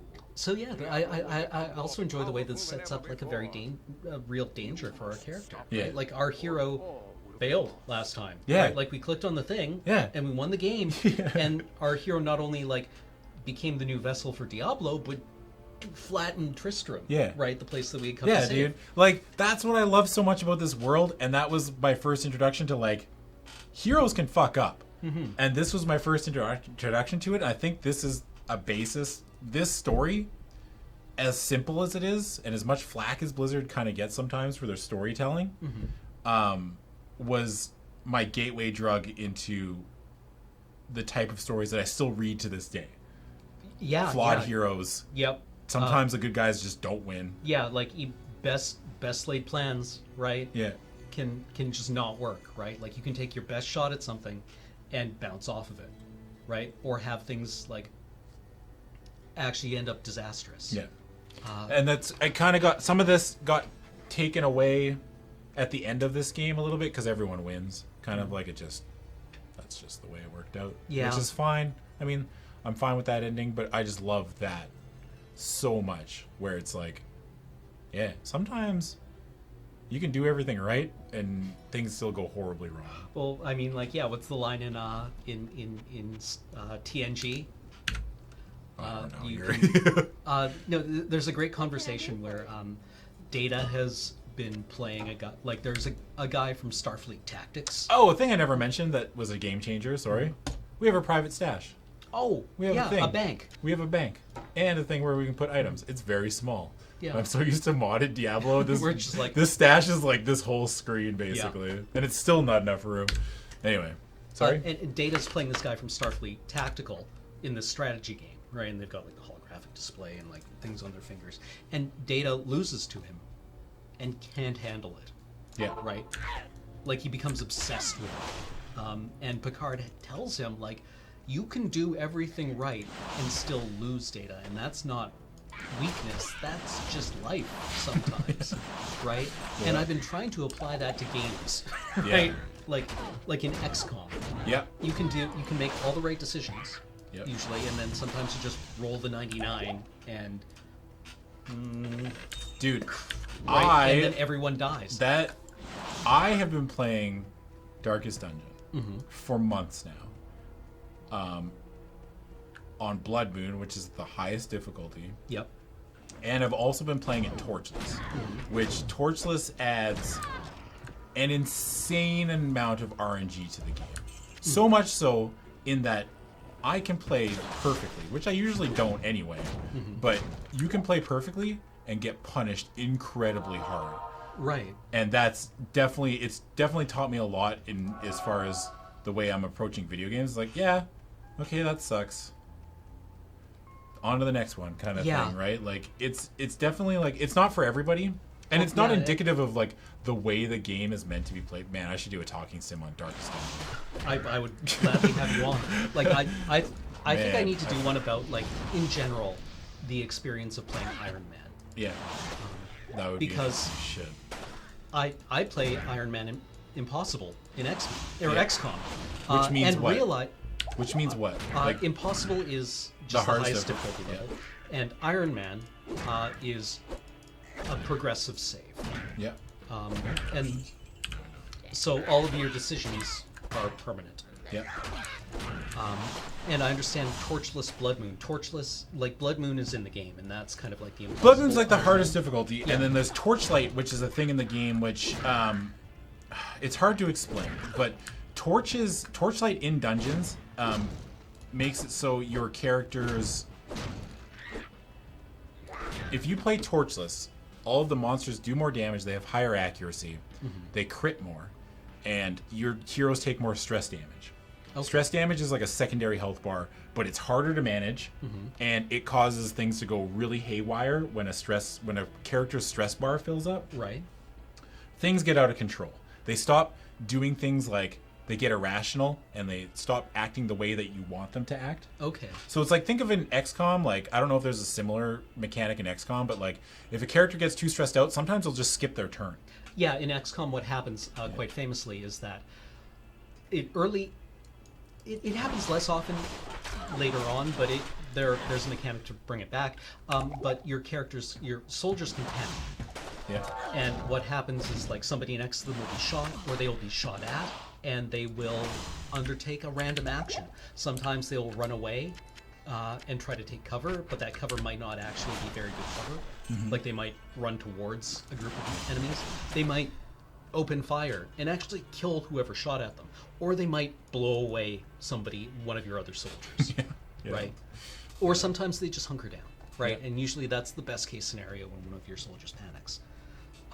So I imagine in, like, Darkest Dungeon, right? Like, you might have your healer. Think of it like, if you're things. It's the same situation where sometimes if a character gets too stressed out, they will turn down healing. Your healer in your party will go to heal them. They're like, no, and they just turn it down. You can't heal them for like a turn. And sometimes that is backbreaking. Right, like you will lose if it happens to your tank. And also on, like, the way Torchless Blood Moon works is on Blood Moon difficulty, you have a time limit of 100 weeks to beat the game. Right. And you can only have 16 deaths. So playing it on Torchless amplifies this to, like, I don't even know how to quantify it in, like, a degree, in like a percentage increase to the difficulty, but it's got to be over double. Right. The difficulty. It's like you have to roll the dice hundreds of times, but the house is using weighted dice. Right, and you have to you have to thread the needle on each dice roll. And you have to win 90 of the dice rolls.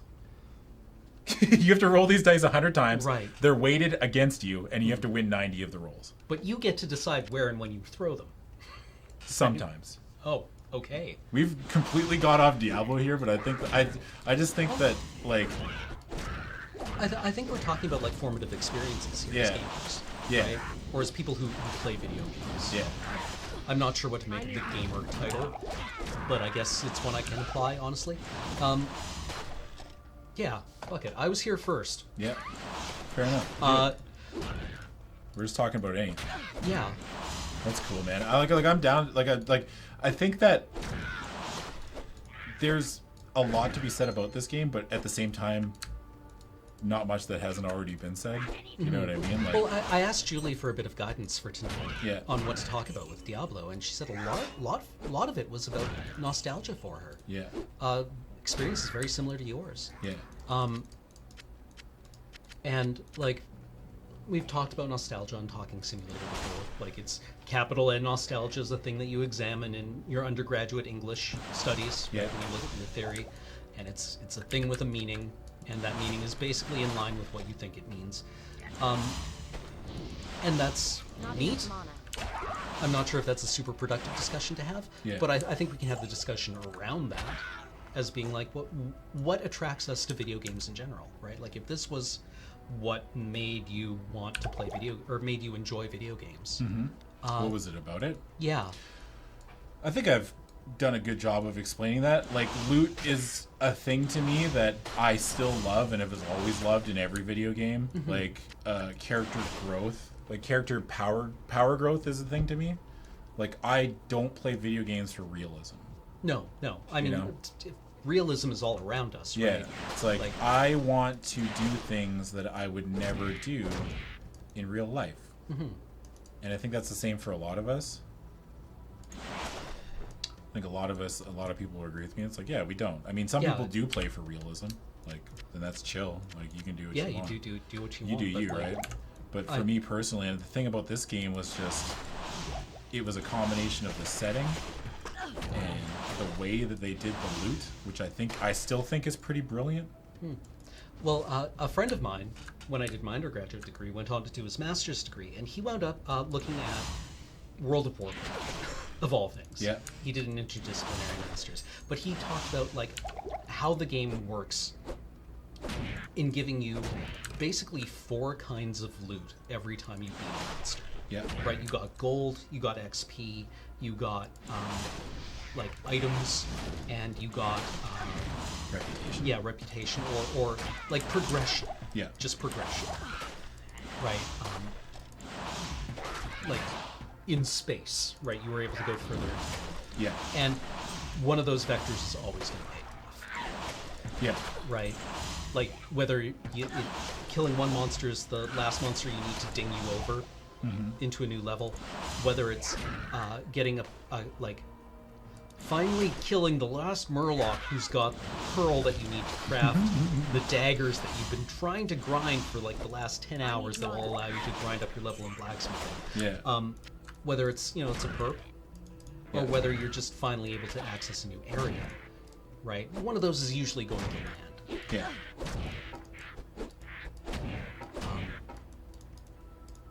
So, like, the way loot works on us, it's pretty important, Yeah. right? Like, I've been playing a lot of Destiny 2 recently, Yeah. and they've added what I recognize now as a whole new way of getting loot, Yeah. right? Like, sometimes, before monsters would drop, like, items, right? But now they also give you a chance to fill out your checklists, which I find compelling. Yeah. Right? And your checklists have a score, and you've got like you've got a triumph score. Chivos were, I think, probably an important development. Here's the thing too. We find this like little tower. Hey, we know. Search for the tower in the Black Marsh and the Dark Wood. Okay. But we haven't found the waypoint. And I know that. Okay. We found the waypoint. Your magic. Yeah. Okay. Well, we found the waypoint. It's right outside. Waypoint. It's right outside. This place holds many secrets. Handy. And this is cool too. Like this is just like a little way to world build without having to do much. Like we crawled down this ladder. Like there's a spooky ladder, and there's just one room. Huh. And there's a bunch of garbage in here, and that's it. And we're going into the cellar. I think that's pretty cool. Yeah, Like, yeah. Like not everything needs to be full of monsters. Yeah. Right. Like. Yeah. One of the things that really landed well for me in Dark Souls was that most of the environments made sense, right? And like, you crawl down the spooky ladder, what do you expect to find? Probably a basement, right? Yeah. If someone's made if there's a ladder going down into the ground, then there's probably going to be a structure of some kind there, whether it's a mine or whether it's a storage area. Right? Yeah. So a nice little nod to that is that's a kind of realism that I appreciate. Where not necessarily like, well, you know, your character probably wouldn't be able to swing a sword for this long without their arm getting cut. Yeah. Right? That sucks. But that's not But, why like, I play this game. It's Yeah. like I don't want to deal with that. there's Blow up, please. a difference between realism and Ow, sustaining that your fucking suspension of hurt. disbelief. Wow. This is gonna hurt. I need mana. Got it. Didn't kill me. I need mana. And it sucks, man. Well, I'm not sure the term you want is verisimilitude. In I don't know if that's the proper like capital letter term. The one I would say would be the simulacrum, right? You want the you have simulation and simulacrum, and this is coming from again like an English undergrad. But the simulation was the thing as it is, right? The simulacrum is the thing that the thing that is replicating the thing that never was, Yeah. right?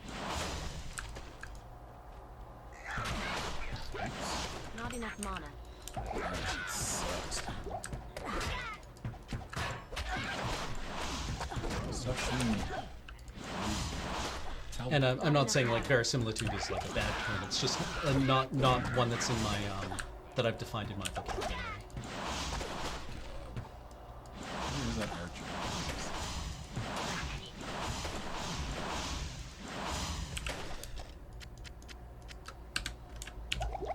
Where like if you were going to life drawing, Yep. right? You don't necessarily. There's a difference between a when something is stylized, right? When you've got You have risked a heavily abstracted human form, Yeah. the gesture still needs to land, right? Like there's a level of abstraction that our brains accept and a level of abstraction that they reject, Yeah. right? More of these. Some of these.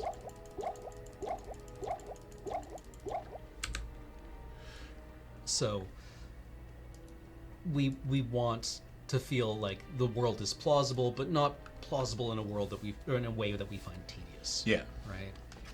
Do you want to take a break? We should probably actually take a break right now. We'll be back in 5 minutes. 5 Twitch minutes. chat? Twitch chat. 5-10 minutes maybe. Yeah.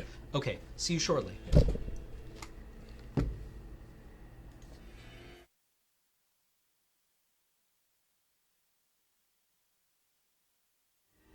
We're back. We're back. So, I was thinking about an earlier branch of our conversation where we talked about, like, you mentioned that this was a perfect game. Yeah. And I like that a lot.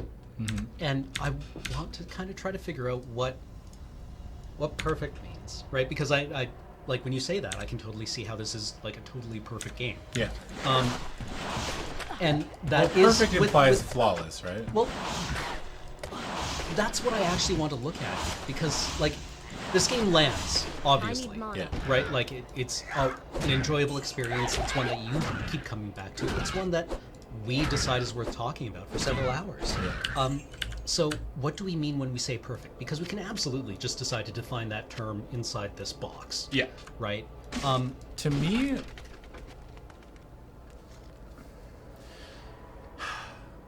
it's just for me personally, there's no flaws, right? Like I mean, well, I shouldn't even say that either because there are flaws, but I just mean like I'm willing to overlook them. Yeah. Yeah. You know? Like, It's okay. like I love everything inventory's about small, it, even right? the stuff, even the there's- stuff that's like not great, that I know isn't great. But at the time, I didn't have anything to compare it to. So it's like, There are things in this game that will be iterated and improved on by its yeah, and I descendants. think it's unfair for me to like. I still think this game is perfect in the sense of the timeline where it was dropped, and the era of video games that this game came out in, and the influence it's had on every other game or every other action RPG that has been called a Diablo clone. Okay. As time goes on. See, like, yeah, no, I like that a lot. Yeah. Right? Because, like, it executes well, Yeah. right? And I want to say that, like, it accomplishes the objectives that it was given. And when I say that, I realize I don't know if that's true or not. Right? I don't know. I wasn't inside the planning meetings at Blizzard. Yeah. when they made this like, game. and Like, if this is like, if they reached, when they had a vision, they're like, this is the way we want this game to look and how it to be and Yeah. how it to be received. And we don't even know if they met those goals. Like, also, fewer burning pentagrams in modern Blizzard games. yeah, that's what I like, mean, right? yeah. Like, you don't see stuff like this in Blizzard games anymore. Like, Yeah. they've moved on as a company, obviously, as they got bigger. I mean, the Activision purchase would change things a little bit. Yeah, but, like, you know, it's like how in Doom, right? Yeah. It was just like, what's going on here? Like, who are we fighting? Weird aliens? No, literally Satan. Yeah. Yeah. Like, Yeah. literally Satan. There's fiery pentagrams and, like, cloven hoof demons and shit. You know, it was the late 90s. Marilyn Manson was big. But what I've been thinking of when I say, like, this is a perfect game, for me, is that I want to do a thing that I'm fond of doing, which is putting myself back into that equation. Yeah. Right?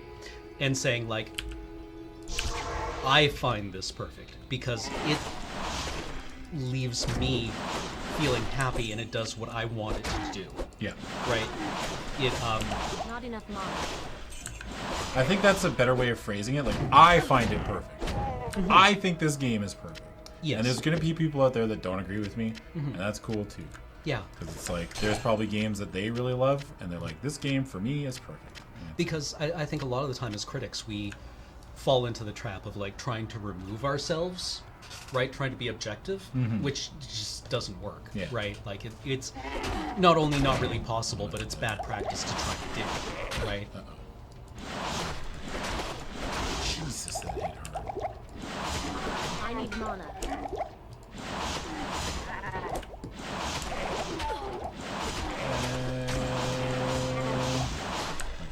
Do you think this game does a good job of warning you off from areas that you might be a little underleveled for? Nope. Nope. Pretty bad Okay. at it, actually. All right. Once you bring it up, like there's no indication whether through UI or other than just you straight up get one shot by something.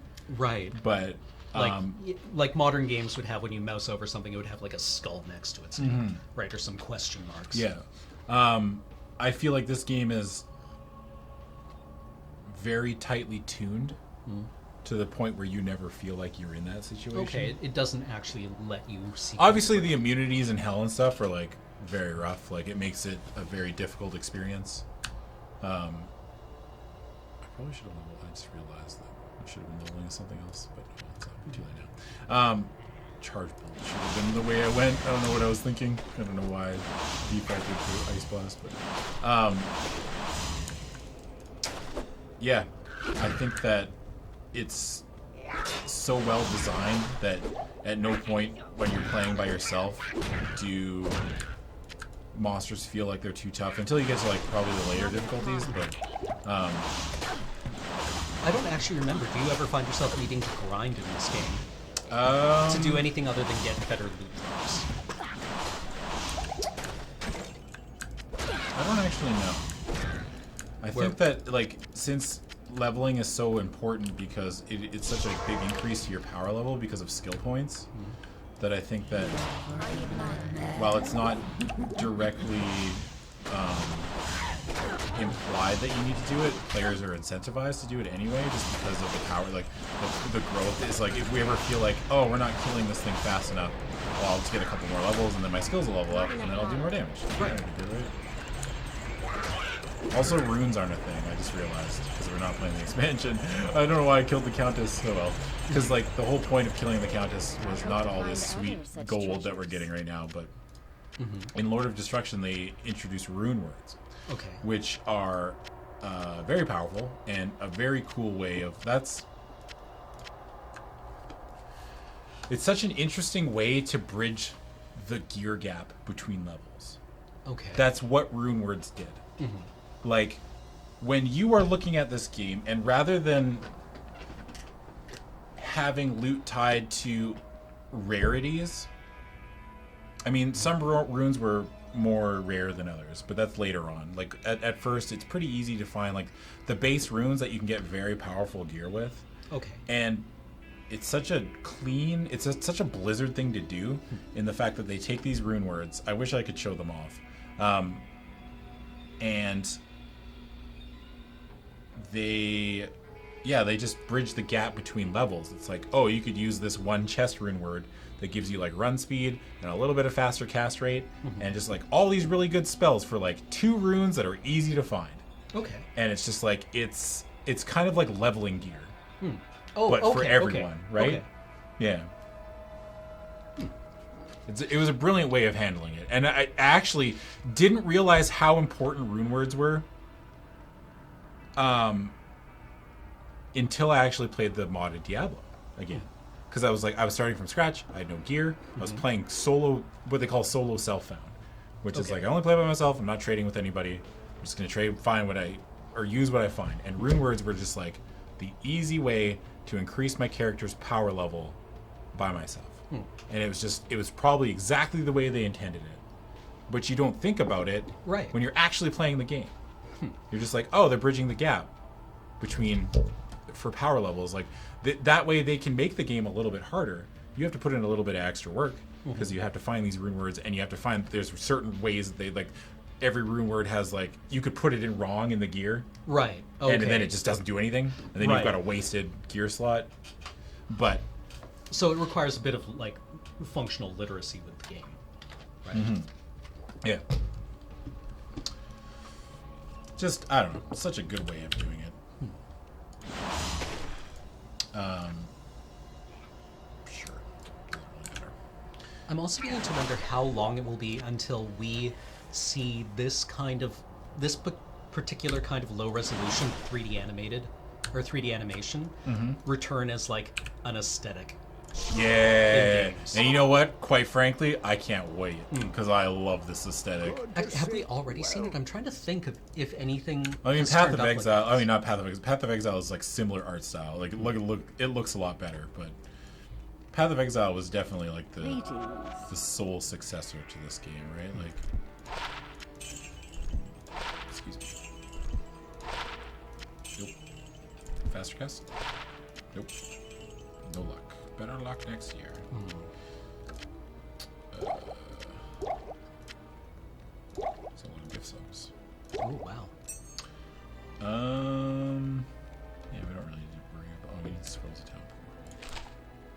And yeah, I mean, I would expect to see if we see this art style return as kind of like an aesthetic. I would probably expect to see it in the same mode that like Hyper Light Drifter used the aesthetic of like 16-bit console games, where it's obviously higher fidelity because it's When I fled them.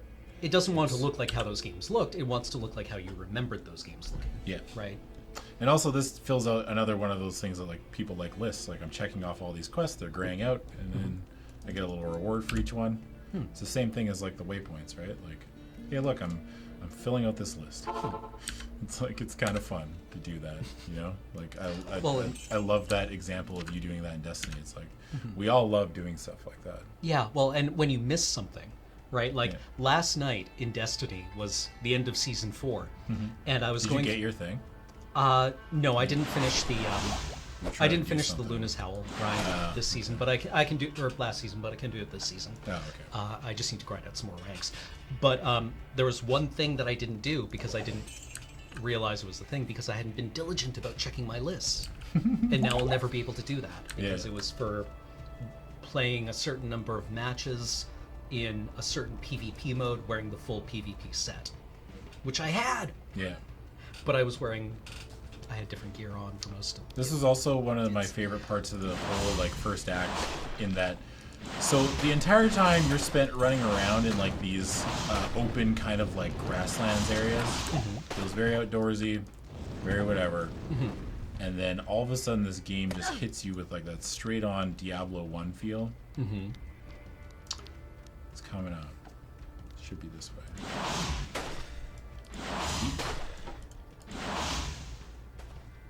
We'll wait for it. Thought it would be coming sooner than.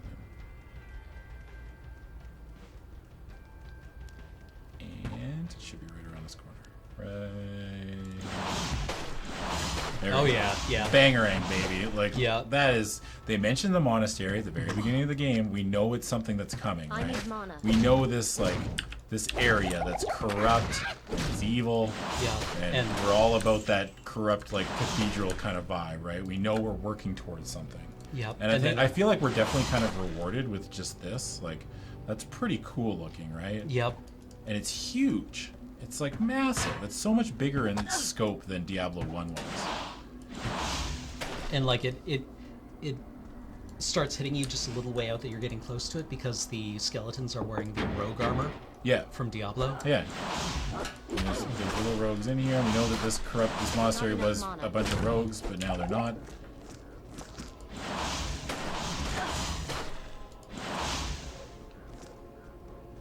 Did Canada change time? Yes. We abolished the thought of time. The very idea. We've I mean that's just part of metric. Right? We have metric time here. I want to get this waypoint. There we go. With that list filling up. Probably put some points in. Vitality.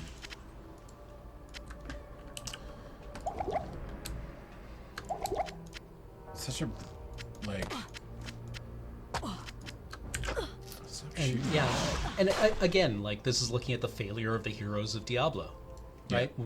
Rogue was one of your character choices, and here they are, all dead. Yeah. Right. Yeah. It's definitely like almost like a mini reset button, a little bit on like the world. But again, this reminds me of like XCOM 2.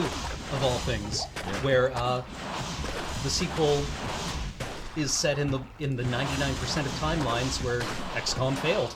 Oh, really? Yeah. Oh, that's cool as shit. XCOM 2 is set in the world where XCOM failed to stop the alien invasion. Huh. And Huh, I didn't know that. that frustrated a lot of players because they're like, come on, we worked really hard in XCOM to get that win. And it's like, oh, well, we haven't taken that win from you. In fact, that win goes on into the future and you live in peace and prosperity for all time. Yeah. Shit, let's say. This is what happens when you tank that win. Yeah.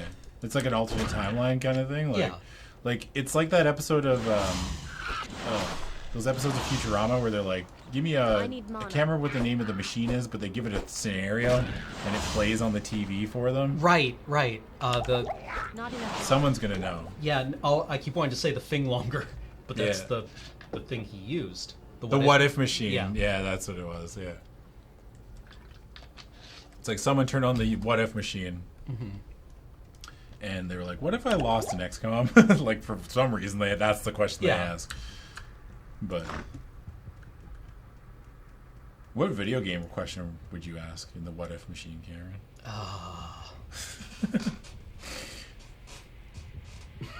What if Daikatana was good? What if World of Warcraft Adventure had actually gotten made? Actually, I think that might be an interesting timeline split where Blizzard continued making the adventure game instead of putting those resources into like World of Warcraft. Yeah. Or like, what if the Nova game got made? Oh, the Ghost yeah, one? yeah. StarCraft Ghost. So what if StarCraft Ghost got made? Yeah. Someone just asked the same question. The Daikatana one's pretty sweet though. Like, what if Daikatana was good? Yeah. What if what's his name was out there still being like a AAA game developer? Yeah. Like, what if it landed? Yeah. What if it landed? Who actually owns the rights to No One Lives Forever? Man, I never actually played that game. I heard it was really good.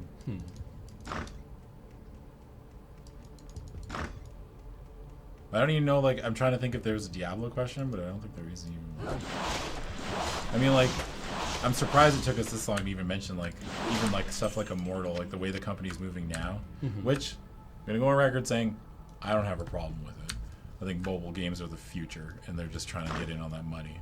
You know what I mean? Like, it's just the way it works. And I'm probably going to play it. Was I upset when I found out, like, because, like, I obviously want to hear that there's a Diablo 4, right? And I think in time that we're going to get it. They're going to give us a Diablo 4 at some point. And now is not that time. And I think it was just like... How long did we wait between this and... Diablo came out in 96. Yeah. This came out in 2000. Yeah. Diablo 3 came out in... We got an expansion in 2001. And Diablo 3 came out in 2011, I want to say. Somewhere around there. Somewhere around there. 2012? Wow, 2012. Diablo 3 was not great at launch. Yeah. Like, I remember the discourse, but the conversation around Diablo 3 at launch was like, this is the first time Blizzard has... Kind of stumbled. Yeah, stumbled. Yeah, and that wasn't even just tied to the game's bad launch. Like, it was unplayable. Like, people couldn't log in. I think it was like Error 37 was the meme that people kept getting, because I was there trying to log in, trying to play me some Diablo 3. But even just the game, obviously the real money auction house was a mistake. It didn't really impact the way I played. I still played the game. I never spent any money on it. I didn't really earn any money off of it. I think I earned like $30 lifetime off the real money auction house, just selling like random shit that I found. A lot of people I knew I had a friend who made hundreds of dollars off the real money auction house. Yeah, I mean, like, I think the post-mortem for Blizzard after Diablo 3 was probably very long and very and very detailed. Because, like, when a flagship title, I don't know if it's a flagship title, but when a big title like that kind of, like, doesn't land, right, you have to be careful, because it's expensive. Don't die. I should probably drink some of those potions in here. No! It's okay, I put down my safety portal. Oh, okay. Perfect. I'm a genius. I'm too Oh, smart really? for this game. Look at the strats. Yeah. I knew I was gonna die, so. Safety portal, baby. I also like how it instantly re-equips all of you Yeah. instead of Wow, making you so like close to a open your level 2. inventory. That's even more of a heartbreaker. And I mean, to be fair, Diablo 3 wasn't really Blizzard's first stumble, right? Like, I think Burning Crusade for WoW was probably kind of an iffy. Really? Think so? I thought Burning Crusade was really good, but that was just me. Definitely made the game have a higher bar for entry. Yeah, it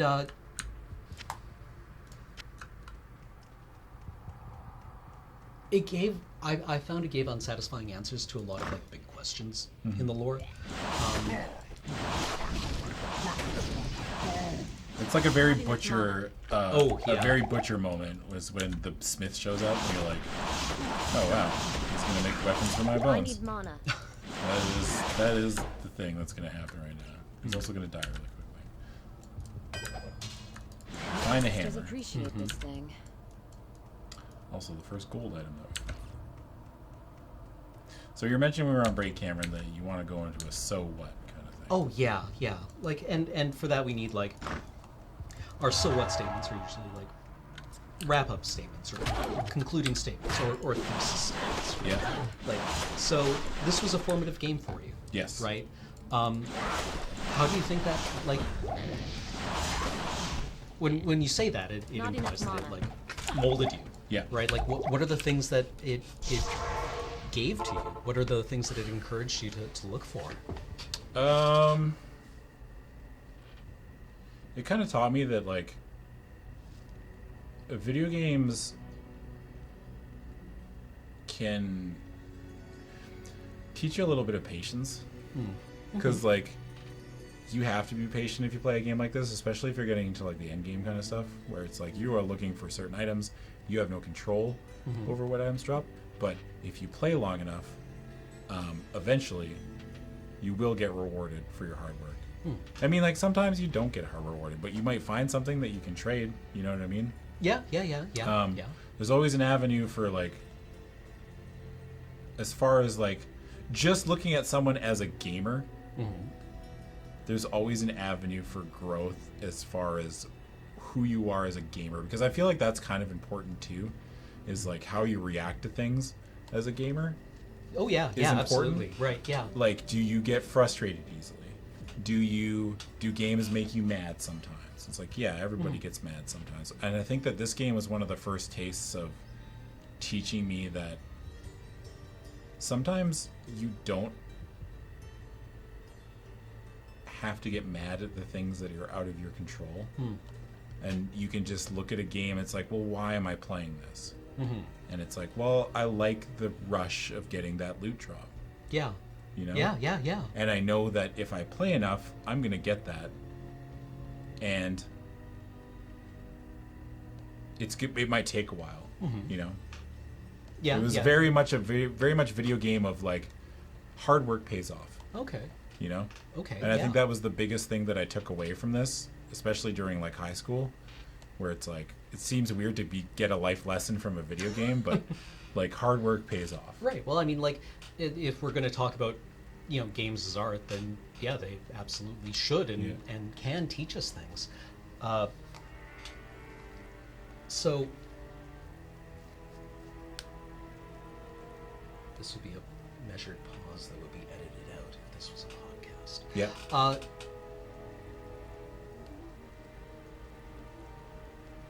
I again just keep really enjoying the idea that this is a perfect game.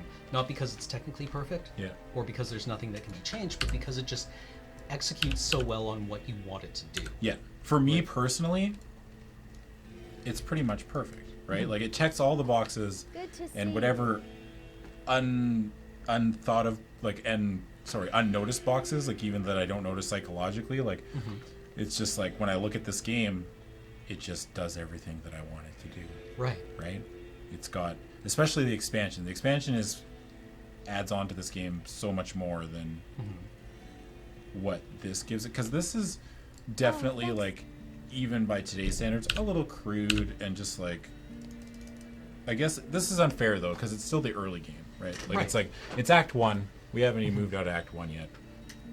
And I wish I could show everything, because there's some really great stuff as far as I feel like Act 4 is like the perfect act for a game like this, because it's quick.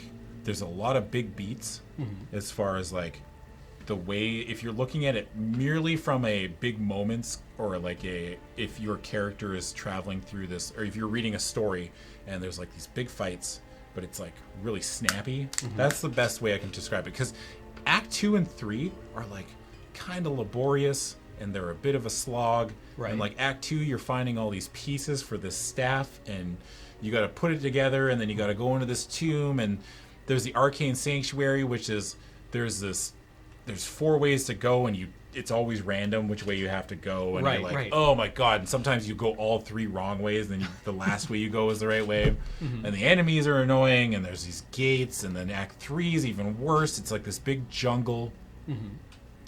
And yeah, there's the maggot lair in Act 2, which is like this shitty maze, and there's these bugs that shoot lightning when you hit them. Right. And it's just miserable. And then Right. Act 3 happens, and there's like this jungle, and it's a mess, and you walk through this jungle, and some areas go to completely useless areas. Like Right. in Act 3, you walk out and you're in the Great Marsh, and then not the Great Marsh. God, I can't even remember the name of all the map areas. You're in the starting area, and then there's like, I think Great Marsh. There's Great Marsh and the Flayer Jungle, and the Flayer Jungle is the place you need to go to. The Great Marsh you never need to touch, and Right. sometimes you get a map layout that's procedurally generated where you have to go through the Great Marsh, and it sucks. And then Act 3 is the same as Act 2. You're finding all these body parts, and you have to put them together to create this mace. Right. And then there's this long, awful dungeon to find Mephisto at the end of Act 3. Right. And then bang, you go through these 2 acts that suck. Right. They're not great. They're long and they're arduous. And then all of a sudden, bang, they hit you with Act 4. Act 4 has 3 quests. Yeah. Act 4 has like 4 areas. Yeah. And it's this quick, snappy, like beautiful run to the end where you find Diablo. And then you're rewarded with like an okay fight. But it's like this cool, the Chaos Sanctuary Right, where like Diablo is. it- You're unlocking these seals, and you're summoning these powerful monsters that are coming to fight you, and then you're rewarded with the Diablo fight. And then that's it. Right. So, okay, that's actually great, because like you were telling us about all the stuff Yes, I should. that makes it good, and Yeah. what you're talking about there is like the pacing, Yeah. right, and the structure, and very little about the game, right? Like, Yeah. like the boss fight's fine, but like the flow that leads up to it is great, and that reminds me a lot of actually Mass Effect, the original Mass Effect, where like the gameplay is terrible, but that final mission where you're fighting your way up the Citadel tower Yeah. is spectacular. Yeah. Right? Or it also reminds me a bit of Dark Souls, where, you know, if you're to ask me to tell you, Dark Souls, oh yeah, absolutely play it. Just, you should know that, like, you know, the catacombs are a bit of a, or the sewers are a bit of a maze, and they're tedious. Blighttown sucks, it's bad. Duke's Archives, not great experience. Lost Isolith, just a poorly designed area that's not a lot of fun. But like, the Funhouse, Yeah. Cease Fortress is terrible. It's a puzzle There's a lot of level crappy that areas doesn't in work. Dark Souls, Yeah. yeah. And like, as I'm saying that, I'm listing off 99% of the game. Yeah. Right, as places that are Yeah, that's that's me. I just fun. listed off like Yeah. 60, Or like Sense Fortress, yeah. 75% of the game sucks. Act 4 is a banger. Yeah. And it makes it all worth it. Yeah. Yeah. But like, those are all gameplay complaints, right? But like the structure, right? Which is timeless, right? That the graphics will change. The graphics will improve probably. The inventory, the little management things, the quality of life things will get better and smoother. But the structure is kind of inherent to how the game works. Yeah. Right. So maybe our what if here is that like structure is what makes something We're timeless. enchanting these boots, which because we're never playing this character ever again. What you need? So Charcy It's gives important you to have this. good shoes. she gives you this quest where no magic, socketed, rare, unique, or set items, no jewelry. So she can enchant things. She makes something rare. Okay. And usually you save this for like when you're higher level, and then you use like the base, because there's base items that are a higher item level, is what I was talking about earlier. Was Okay, like, right. oh, they can get better mods on them, so they usually Right. you would save it, but we're just gonna roll the dice on these boots because they're in my inventory. Hey, look, my favorite stat in all of video games: 12% better chance to find magic Yeah. items.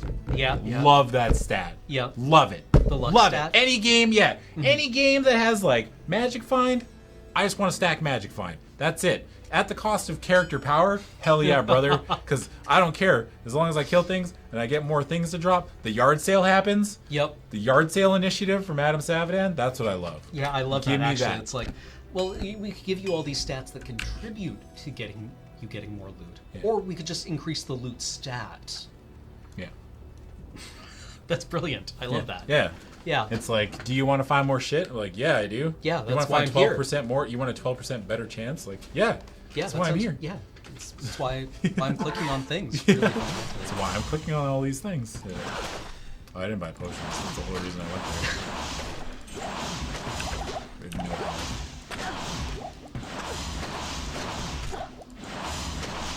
Not enough mana. Yeah. And now that I'm thinking about like structure Yeah. and pacing, of course, I mean that works, Yeah. right? I mean that's you in English you read old texts because for many reasons, but what makes a story timeless is the story, right? Not necessarily the language which evolves or the I don't know the deep structure of something is what endears in time. Yeah. And I think that it's like a disservice to this game to analyze it from a 3-hour perspective. Like just this act is like Well, not a yeah, fair. And I know I talked we're about how just dipping our shitty. toes in. I know how I talked about how shitty 2 and 3 are, but like they do it in such a way where you get relevant quest rewards from these quests that you're going out of your way to do, like skill points, stat points, resistances, like rare items. Like it just, they do it in a way where as boring as it is, there is the chance. It's small, but there is a chance that you could get something pretty good. Okay. And there's a couple things where it's like you will get, every time you do this quest, you get 1 skill point. Just that's Okay. it. You get a skill point All right. Yeah. in Act 2. And I think that also it's a disservice to not play the expansion, because runes are just so important, and there's such a great carrot on a stick. And like what I talked about earlier, where they just let you skip, or they make the gearing process a lot smoother. Smoother. Yeah. And like the increase in power level is just, the reason we play these games is to feel powerful. Yeah. That is the sole reason. Yeah, I want yeah. to click a button, and I want the screen to die. And that's literally it. I don't want to think. Yeah. Well, it's You like know? in Lord of the Flies when the boys are like pushing boulders downhill. Yeah. No reason really, but they like doing it. Yeah. Right. I'm like, oh, I get that. Right. Yeah. Like I've done that. Yeah. Because it has an effect on things, and it makes you feel like it tickles that like part of your brain that gets very excited when things go crunch. Yeah. And it's just, I don't know, I think people get, it feels like sometimes people get too caught up in like, well, it has no strategy. And it's like, well, I mean, you don't really play it for the strategy. I don't want to tell you how to play video games, because Yeah. everyone does it for their own things, and that's cool. The reason I play Diablo is to find cool shit and clear entire rooms full of monsters with like as least amount of clicks. It's like the anti-gamer. Like I don't actually want to play the game. Right. You right. know? It's It's like I want to play like I'm basically describing a clicker game. Like I want to play a clicker game. well, yeah, But- like the idea of putting Diablo on mobile, If there was in magic a here, mobile game seems Yeah. to All work gone fairly now. well. Yeah, you'd because think. like our phones are more than capable of doing this, and Yeah. if you're kind of like just tapping around a bunch, Yeah, you're just rewarded. You Yeah. know? And this is just a very flashy, not enough very what's the word I'm looking for? It's like just like a very involved way of doing a clicker game, right? Like, it's just there's graphics I need and mine. everything else. Like the strategy comes in just knowing a build. Yeah. That's it. Well, like if you can have RPGs on a phone, right? Which Japanese have been doing for decades or a decade, right? Then this also seems like a fine thing.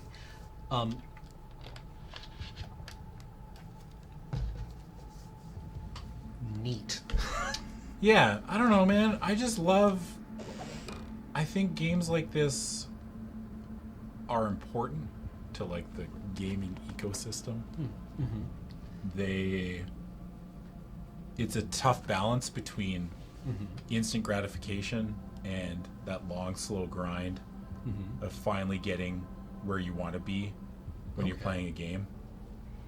I think that, again, I'm going to keep driving home RuneWords because I think that it's such an important facet of the way the game was developed, and adding those things it added some instant gratification, but while also increasing, like finding a rare rune in this game was such a big deal because the way the game worked and with its economy and it's all player run economy, right? It's not like Blizzard would come down from a mountain and be like, this is what a Vex rune is worth, because there's like 20 some odd runes and they're like, a bear rune is worth this, and you're just like, all right. And not bear as in like the animal, but BER. They all had names. And I think there's something to be said about like player run economies. I think they're funny, and I can remember like clearly the economy valuing different items very highly at different times, like any economy, right? Like it's like everyone thought there was an item called Schaefer's Hammer, and everyone thought Schaefer's Hammer was one of the best one-handers in the game, right? And I think they nerfed it. Like they nerf it, and then Schaefer's Hammer becomes less good, right?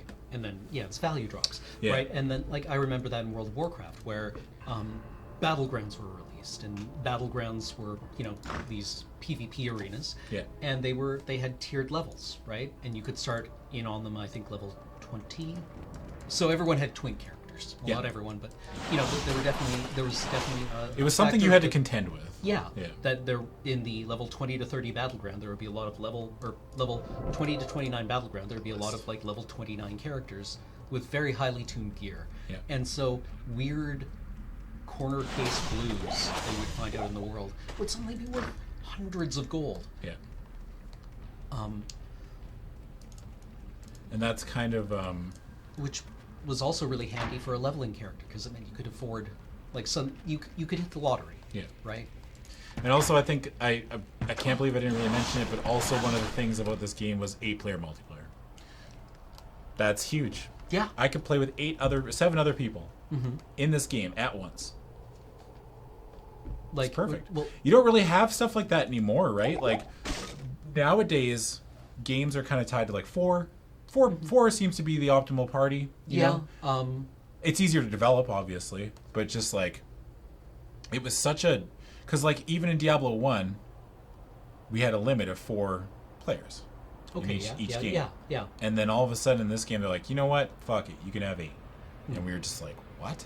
8? How does that even work? 8 people? Like, 4 or 100. Yeah, I guess there's Battle Royale games. But, I mean, like, even then, squads are still tied to 4 people, right? Like, and I think that the 8-player thing was super important just to the very D&D-ish kind of adventuring party feel. Right, yeah, well, that's very iconic. Yeah. Right? It's like, because, like, I don't know about you, but, like, in high school and stuff, when I was growing up, when I played D&D, it was with, like, 7 other people because everyone wanted to play, right? Yeah. Like, you didn't... I'm gonna die. You didn't have a choice. You couldn't just be like, oh, we only have, like, 4 people playing, right? Am I dead?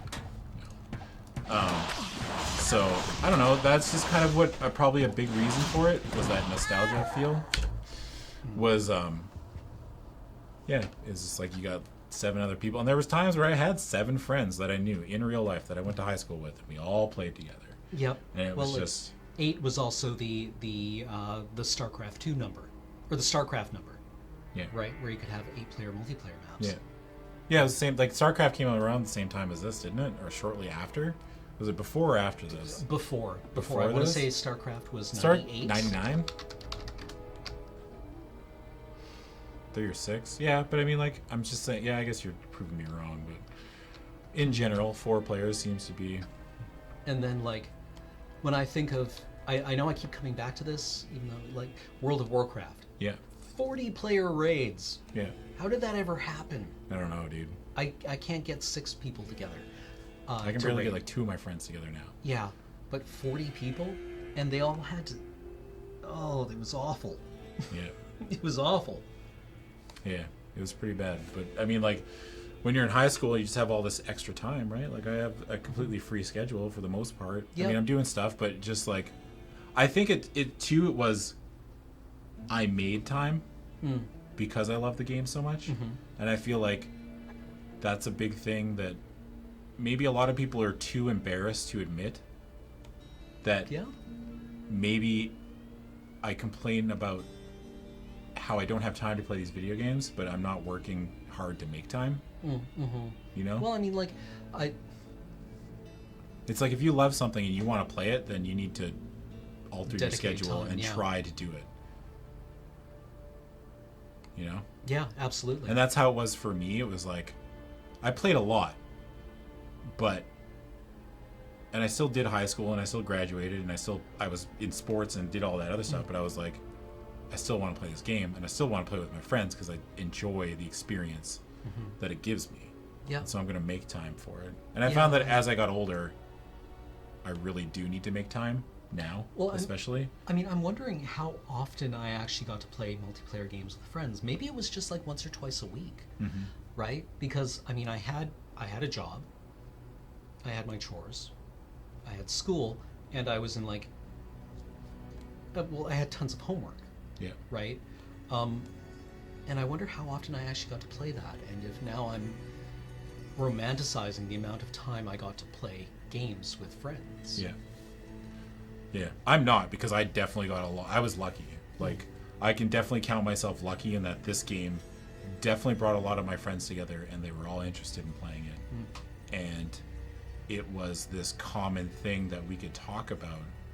And, like, the first time you find, like, a Stone of Jordan, which is a ring in the game, and in vanilla Diablo, it was the currency. Before runes came around, Stone of Jordans were the currency. And it's just like, that's the beautiful thing about games like this that I love so much, is like, again, it's just like you find that drop and you're like, finally, I got it. I've got some currency. I can now join this like mythical, like buying and selling cult that is something I'm not a part of, and I know it exists, but I've never been able to be a part of it because I never fight. Yeah, I've got $1, but sometimes all you need is $1. Yeah, to get right? started, right? To get rolling. I got my $1. It's like I'm in the game, and you're finally there. And I think that's again a good point of what I love about these games so much is like you find something that's worthwhile to other people. It's a feeling of power. Yeah. You know. Well, like suddenly suddenly the chip, like, the chip you control, right? Yeah, it's like in a game that has random elements that I have no control over, and I get that one good drop. Suddenly, I'm in the driver's seat. I have the control. Yeah. I get to decide what I do with this item, and I get to decide what I get for it. Okay. Yeah. Absolutely. You know that there's something very intoxicating about that, and everybody can identify with that feeling. You know. Right. Like I'm trying to think of like what my analog for that would be. Like in WoW Classic, again, I'm coming back to this because it's kind of like my I hold the conch. Experience. Yeah, that's a very I hold the conch moment. Like, listen up, nerds! I have the conch! If you want the conch, give me your items. Like my niche that I found for myself in that game was that I was the rogue who had blacksmithing or smelting, who could go into Blackrock Depths, which was the dark dwarf, the dark iron dwarf instance, and sneak my way down to their secret forge. That was the only place in the game where you could smelt dark iron. Yeah.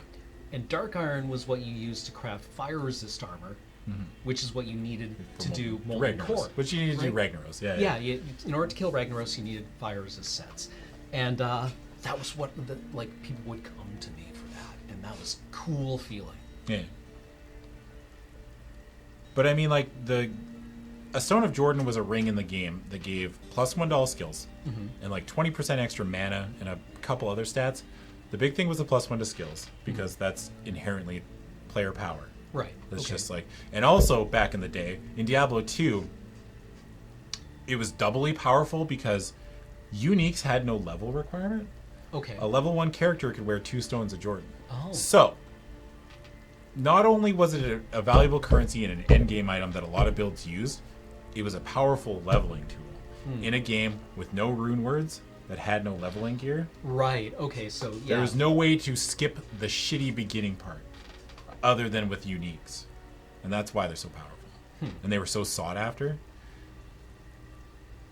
And then I remember clear as day when they added level requirements to uniques. I remember that patch, and everyone was losing their minds. There was a chest plate in the game called Ice Blink, right, which let you freeze enemies when you attack them. And it was incredibly powerful, and you could equip it when you had like 51 strength or something. Okay.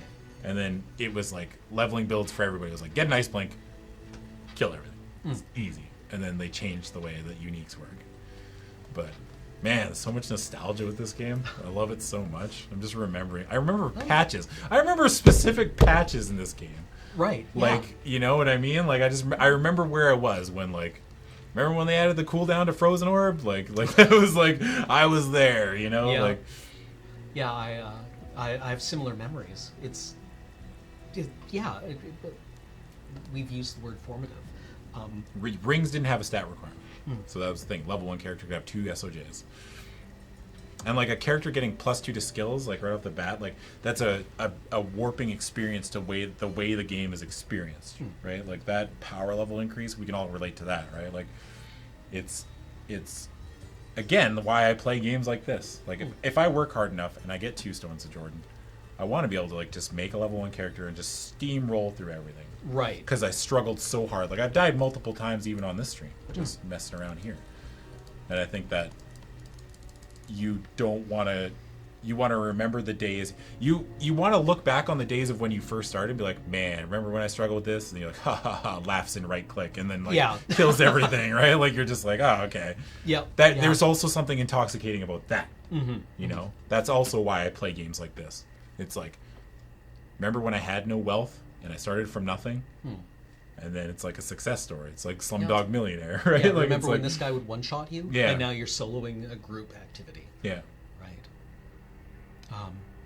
We should move on to thanking subs. Yeah, we should. I guess we can wrap it up there. That's pretty much a good wrap-up, I think, like why I love this agree. game so much. Yeah. All I right. love Diablo 2. I think this game is great. Well, thank you, everyone, for joining us tonight. We will move on to thanking you formally here. There's a lot of subs. Wow. Okay, I'll start off. Yep. JPS 92400 just subbed. Perfect. Torchlight 2 is a great game too. I would call Torchlight 2 perfect, by the way. Okay. But that's just me. For me personally, I think Torchlight 2 is a banger of a game. Doc Tower with that 2-year resub. Thank you for 24 months. 2 whole years. Woo. Lanthus resub for the 26th month. Thank you. Vlanoic, thank you, friend, for the 11-month resub. Awesome. A stream with my top 2 favorite lurfolk. Earthen One gave us 51 bits. Chief Engineer Michael with the 100 bits. Where are we, Adam? We're here. Traco ZG has resubbed for the 59th month. Wow, 59. That's more than a Horadric Cube can fit. Maybe you can trade it for a Tome of Town portal. Hope not. Original Garwolf with the 22-month resub. This sub is brought to you by Pocket Black Holes R Us. Time dilation made portable for your convenience. Portable Black Holes R Us is not liable for accidental spaghettification, missed appointments, outliving family, or replacement of torn trousers. Live Faust is resubbed for the 3rd month, saying Diablo. Music Squid with the 9-month resub. Congratulations on your sub, baby. Super excited for the stream. Happy to see a couple of awesome lure boys enjoy a game they love. Siley One Now is resubbed for the 33rd month. Thank you. Hot Rob McAwesometon. That's a great name. Thank you, friend, for the 2-month resub. Instagibbon has resubbed for the 12th month. Getting that year milestone. Here's to another one. And Devin Townfish, the brand new sub. Welcome, friend. Camthelian has resubbed for the 12th month. Thank you all for everything you do. You're all amazing and have improved my life. Oh, thank you. Malkaresh with the 500 bits. Goddamn, guys. Thanks for playing a game that was very formative for me as well. I haven't seen that cutscene in years. Time to boot up gaming PC from 2000, yeah. Son of Toth has resubbed for the 32nd month. Glad to have this for two of my favorite doctors lure. Beofrin, the 15-month resub. Welcome back, friend. Amazonian is just subscribed. Hey. Gifted by a Wabajack. Andrew with that 37-month resub. I don't have a funny joke, so hi, you're both great. Thanks, friend. Thanks, Andrew. Timwin Game has resubbed for the 18th month. This is really making me want to get out the Pentium 3 and boot up some Windows 98. Yeah. 8-Bit Dreams with a 2-month resub. 2 months in a row. I'm special. You are special. Wanley Cracker has resubbed for the 8th month. Thank you. Pyro Freeze, 2-month resub. Welcome back. Dead Rekka resubbed for the 35th month. Waypoint is my jam. Yeah. Shackled Rage with the 39-month resub. So good to see D2 on Talking Simulator. Love this game. Lost way too much time on it. Yeah. Junior Roll resubbed for the 26th month. Thank you. John K 235 with a 48-month resub. Welcome back. T2 Zane resubbed for the 55th month. 55 months. I don't even have anything to say, but thank you. Thank you. 755 Yo-Yo with the 9-month resub. 9 months. Woo. Xanto69 gave us 50 bits, saying, I mean, Nice. if you as a game designer feel that immunity is for you, then instead just make it like 90% damage reduction for that damage type. Then players feel smart for not using that damage instead of feeling punished for the build. Yeah. Yeah. Not a fan of Punisher mechanics. Yeah. E-Block with 108 bits. I didn't realize a game this old could be this fascinating. It's Oh, just, thanks. yeah. Thank you. Yeah. Elspeth Tyrrell resubbed for the 25th month. Anyone at Lure excited for Warcraft 3 Reforged? I can't wait. I mean, I always played Warcraft mods. Like, that was why. That's my Warcraft experience, was Dota and, like, Enfos and all that other stuff. I played a lot of Warcraft 3, or not a lot. I played the campaign, which I enjoyed. Then I played some multiplayer, and I did the thing where I would level up an Archmage and teleport 8 steam tanks to the opponent's town hall, blow it away, and then die. But I would feel like You feel like you won the moral victory. Moral yeah. victory. Ben Rail with the 220 bits. Man, this takes me back. Magical Writer is reset the 39th month. Thank you for Talking Simulator. This game takes me back to the good times at college. Lord of the Froze with a year-long resub. 1 year of subs on top of many years of lurking. Cursed Sins has resubbed the 26th month, 22 months in Diablo 2. Not a bad way to spend my evening. Cranberry Juice with a brand new sub. Welcome, friend. Cranberry Juice gave 5 subs to Aslinea, Superfresh 40, Dr. Oxyrain, Zero Polarity, and Explo Gaming. Yeah. Lightning Bro has just subscribed thanks to Cranberry Juice. A Flock of Stilt Puffers is resubbed at the 16th month. Oh, Diablo 2, the game I grew up on? Yes, please. Seems to be the one through line is like we all were kind of raised by this game in one way or a lot of us, Yeah. a good portion of the population. Well, yeah, it seems like... I mean, I've learned more than I thought I did from it, which I've realized tonight. Yeah. Feriority, thank you, friend, for that 13-month resub. Welcome back. Luminaire P has resubbed at the 25th month. Hey, Lumi. Larkit, with the 2-month resub. You make one of my all-time favorite games sound awful. Thanks, I hate it. Sorry. Zed Alpha cheered with 100 bits. Can Adam be on Talking Sim forever? This is easily one of the best episodes of the show y'all have ever done. Oh, true. Evil Clock with the 2-year resub. 24 months. That's like 2 whole years. Sure is. Weasley is resubbed for the 4th month. Love Talking Sim. I always enjoy hearing you guys talking about games and the thoughts behind them. Morden Solus Sings with the 10-month resub. Welcome back, friend. Oost Renew. Oost Renew? Yeah, probably. Yeah, it's resubbed for the 17th. I'd probably just say Oskaren, but Oskaren? Yeah. Oh, yeah, with the decorative. Yeah. Yeah, Oskaren. You never know.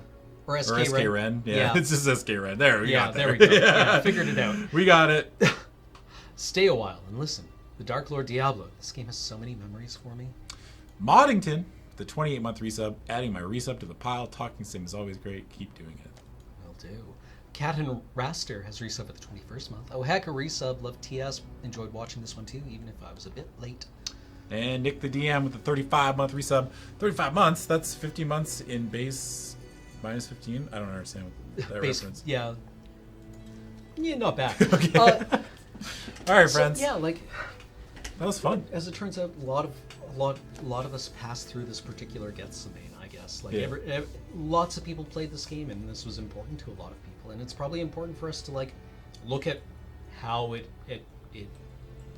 formed us. Yeah. Right?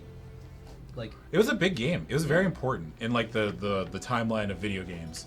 This is like, if you laid out the timeline of video games in general, I think this is one of the games that would be you have to highlight, right?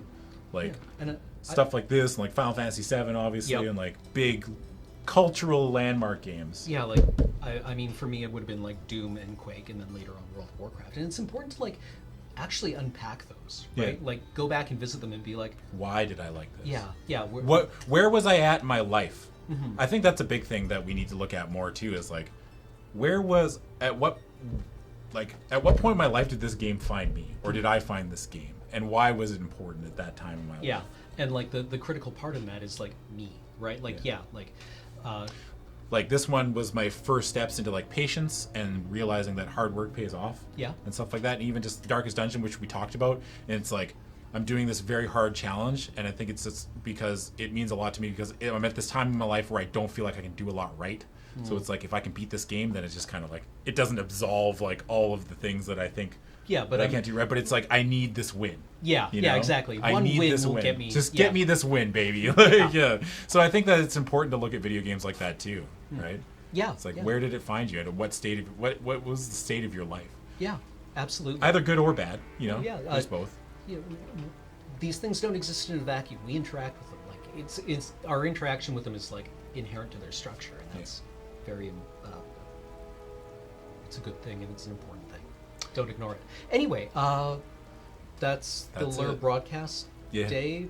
Oh, Devin Townfish, thank you for the 100 bits. Adam Cameron, y'all make me so happy seeing and hearing this game again. The Road Camp theme was the first song I learned on the guitar. Sweet. Nice. All right, friends. Okay, well, we'll catch you on the flip side. That was chill. Yeah. Glad. Are you back tomorrow? Yeah, I'm here tomorrow for Let's Nope with Benjamin, and then I'm here for AFK. We're playing. I'm gonna live here for the next couple days. I guess James is back first thing in the morning though. James is here. 9 o'clock? Yeah, James and 9 o'clock's today. Oh. James and Graham are here tomorrow at 10 a.m. on the Magic channel. Yeah. Which will be hosted here. So if you like Magic the Gathering, watch Graham and James, and then I will be here for Let's Nope, and then I will be here for AFK, where we are playing Pandemic Legacy. And then I will be gone to PAX Unplugged from Thursday till Monday. So if you're going to PAX Unplugged and want to say hi, say hi. I'll be there. Yeah. We'll have a table in Bandland. Okay. See y'all later. Yeah, see you, friends.